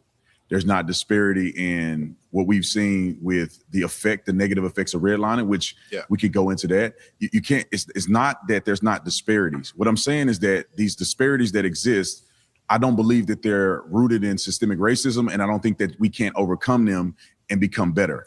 I don't believe that because and then also some of these disparities we have a lot of responsibility in changing these disparities. Right. Like we talk about a person's credit history. Like that's a personal responsibility thing. We talk about our young brothers getting locked up in prison, the things that we are doing and how we're teaching our young people, the music that we listen to, all of those things are contributing factors that keep us here when white people are here on average. Gotcha. I don't think that there's a system in place that's really holding us back beyond what we've done to ourselves. That's what my claim is. And I'm willing to say, like, you know, as somebody who come from a neighborhood that not necessarily a lot of people went the college route, like I got a master's degree and everything like that. I'm reinvesting in my community and helping people out. But I do think that there's a piece of that you said, like, all of this, blah, blah, blah, blah, blah, blah, blah. And then you said, but. And I think when you say that without like an and, like it misses the mark of having humanity for people who might not, again, like choices are choices. And if I grew up in a neighborhood where I didn't have like books at a young age, I didn't have after school programs, my family couldn't afford a tutor, I couldn't get good lunch. So I'm eating the shit that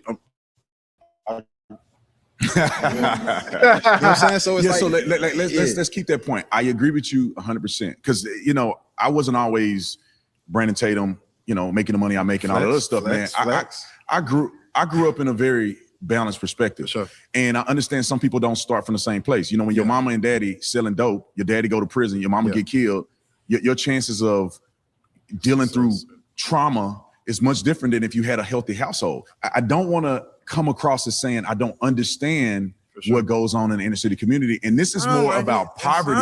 No, what I'm saying is this is more about poverty than race, in my opinion. When I was a cop patrolling poor white neighborhoods, they daddy wasn't there either. Right. And they were committing most of the crime in these poverty-stricken neighborhoods. Education was not something that was afforded to some of these people. So it's not necessarily just a race thing. You know, and I want us to get past the point of using it as an excuse to say, because we're black, we uniquely have these things that are holding us back. And I don't know if that's true. But no, so I work with now, I'm gonna be honest, I find it kind of funny he's saying that because the same community that he's trying to protect, they do that all the time. Oh, I'm being discriminated against because I'm white. Black man is with a white woman. This is anti-white racism. White women don't want to be with the white man. That's anti-white racism. Bro, if anybody I know on this earth who likes to be a victim more than anybody, it is them. They're always wanting to claim victimhood while having a dang 400-year head start about everybody black. I don't know how the heck you can squander a 400-year head start. So if you are Caucasian and you know what I'm saying, ain't got it going on and you poor and you ain't got no money and you ain't all the way together, that's your fault. I don't know how the heck you squander 400 years of a head start. We ain't even had that. So how you squander all that privilege and all that authority and power that y'all had and y'all passed down to y'all generations? Yeah, that's all bad. Crazy work. All right. All right, fam. I don't know how much. I think there's a little bit left. We'll watch a little bit more and I'm gonna jump off of here. Students with special needs, right? And a lot of times what we say when we have their diagnoses is it's not an excuse as much as it's an explanation. And it's like you have a reason or a rationale behind why something exists. And when you have that, it's like you have to let that seep into your thinking. And it's like you talk about the music or the movies or the TV shows, like it ain't, you know, Goodfellas and Godfather and Scarface and all these stuff with people who don't look like us, who, you know, we got power and, you know, all of that stuff like that. Cool, we got music, but don't act like we ain't seen Tiger King, you know, or you know what I'm saying? And they was out there anyway. But what I'm saying is, it's like there's microscopic like examples you can give of all of these things. But if you just look overall with all of the systems, there's never been like an equitable amount of it that goes towards Black folks. And I think that for that reason, you have to embed that into your thinking. And I think, again, your claim is not horribly off, but it's also like without regard to the reality of the whole holistic situation. So can we come to an agreement on this? Is that we both acknowledge all of these things happen. We both acknowledge that it's not in part of some of the. All right, y'all. Look, I'm gonna fast forward a little bit. We've been on here 3 hours. I want to see who else is gonna challenge him. So I'm gonna see what the sister says here, and then she gonna be the last one, and then we'll call it a night. All right, y'all. Standards, okay, issues that are replicated from the material conditions. When I say material conditions, I'm talking about what is around you, what is the infrastructure of your life, okay, what systems are you born into, okay. So if we can recognize that right is where the cause is lying. My question to you is gonna be again, where has this equalizer been, right, in the whole status quo between white folks and black folks? Let's put it this way. I'm hoping that we can get to a conclusion of understanding, because you keep saying black people as if we uniquely are the only people who are dealing with certain issues in poverty. White poor people experience a lot of similar things as black people, but not segregation and not redlining. It's not. Right? But when you say redlining, when I just told you when you look at the historicity of redlining, majority of the people who were in the red line district were white. I can't wait for the fact check for this one. 92%. I'm gonna be so I'm gonna tell you right now. Okay, this fact: redlining and related discriminatory housing practices harmed black communities most systemically, but some immigrant and other ethnic neighborhoods were also downgraded by federal appraisers and local real estate professionals who describe certain populations as inharmonious, undesirable, or an infiltration. So it is true, it has harmed us mostly. All right, but there have been other ethnic groups that have been affected by this as well. Listen to me. Let me explain explicitly it. A factor. No, it was not explicitly a factor. Oh, it was, and I can't wait for the fact check to show that part too. I hope they do. When you're talking about the creation of the red line from the HOL or HOL. All right, it says here, even when some red line neighborhoods were majority white, the broader house finance system still used race and ethnicity to restrict access to credit and investment, with black neighborhoods facing the most pervasive and categorical exclusion, systemic, specifically against black people. Yeah.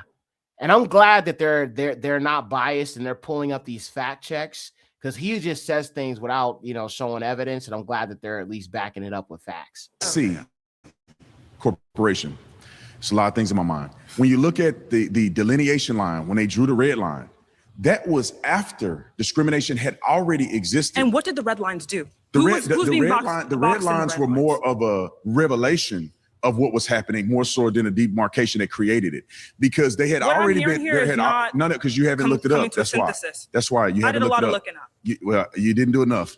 So some of these discriminatory practices by lenders occurred way before there was a red line. The negative effects of redlining affected white people and black people. How about this? Disproportionately affecting black people. How about this? Let's get back to the cause of black individuals' strife in America. Okay? I want you to isolate again for me. If it's not biological, where is this culture coming from? How does it happen? It's like, for instance, when you look at black culture, 30s, 40s, 50s, was very different than today. There was no gangster hip hop music that was talking about killing and thugging and smashing every day. That didn't exist. Black families were intact at a higher rate. Black entrepreneurship was up. Education was prioritized in the black community. We begin to see that degrade over time. So it's impossible almost to say slavery caused black people to be here. We're not accounting for the explosion of success here in the black community. And I'm saying that the degrading of culture, people falling away from God, not marrying the people they have children with, all of those contributing factors that are. How many times in this whole segment has he mentioned having children out of wedlock, single parent homes, and all those things? How many times has he mentioned that over and over and over again? It's like, bro, how many times are you going to mention that? You have made that clear, that is a problem in the black community, which many of us acknowledge. But it's like, that's all you bring up. You don't have any solutions for black people, to be honest. You really don't, because you could just sit there and wag your finger at us, but then you won't even hold the other community accountable at all. And you just keep on bringing up these same talking points over and over again. Sheesh, man, this guy is exhausting, bro. Crazy work. Crazy work. perpetuated by black people has caused a lot of the problems that we see When today. we talk about things like rap music, okay, when we talk about the hip hop and whatever, Yeah. what is being talked about in these songs? It's obviously Degeneracy. shootings, okay? It's like life experiences are what are being discussed, okay? And when we look at those life experiences, Glorifying life experiences. they're much more so being concentrated in black areas, and that was true in the 30s and 40s and 50s. No, it was Hold on.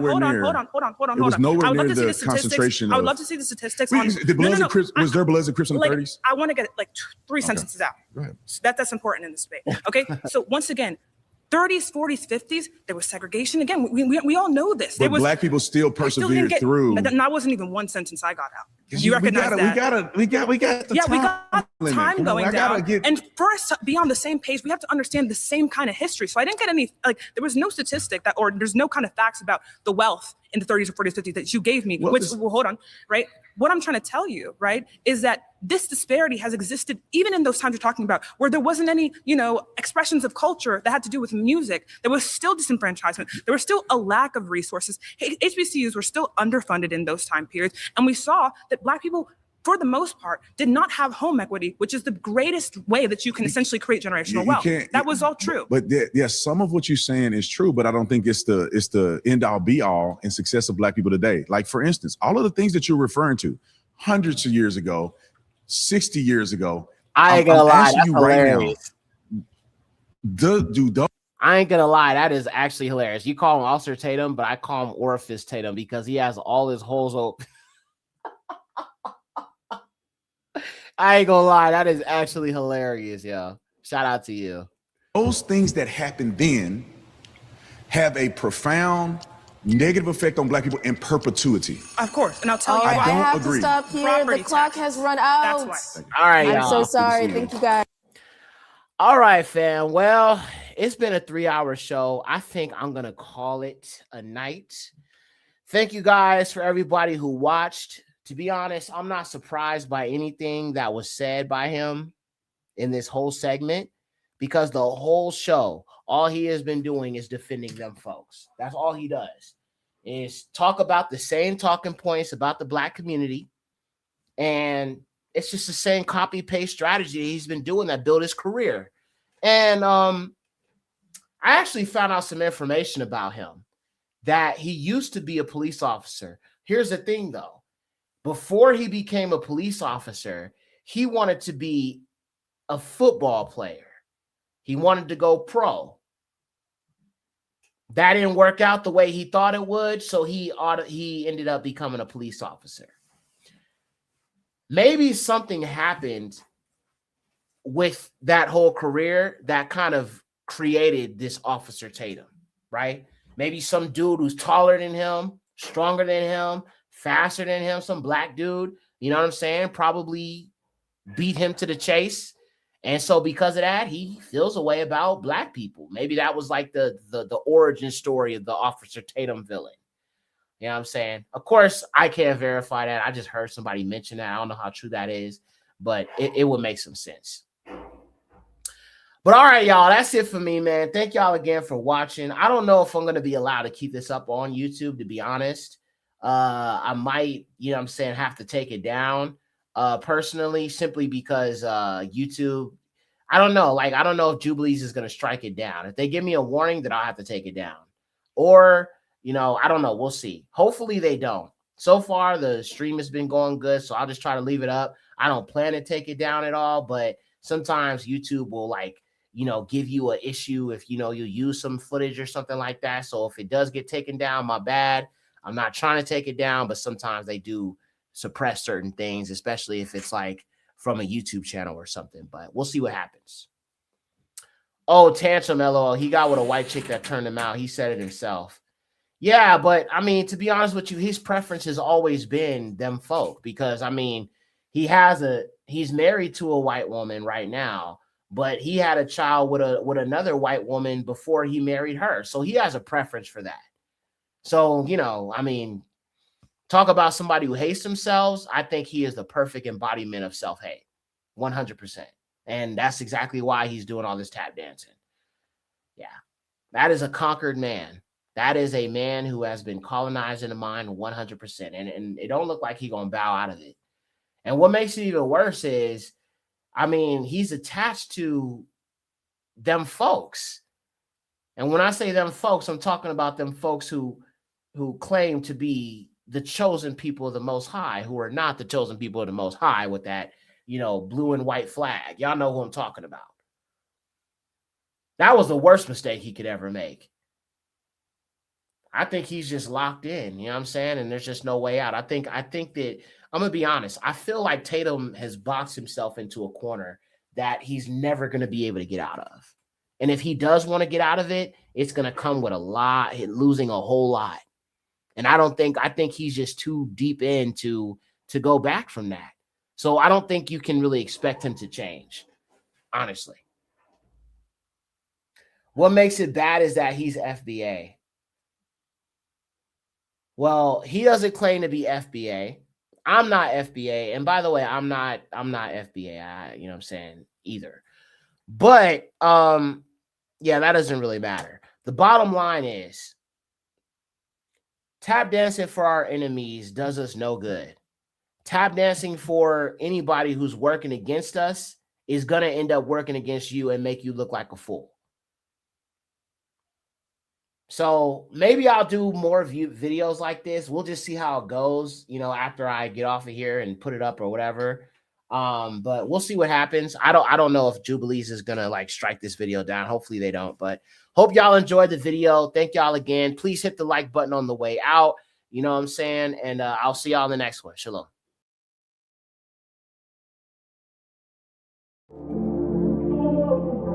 Thank you for watching. Don't forget you can support this channel by Cash App, $Malkaya Music. Also be sure to check out the Patreon for uncensored documentaries, films, deep dives, and much more content that you won't find here on YouTube.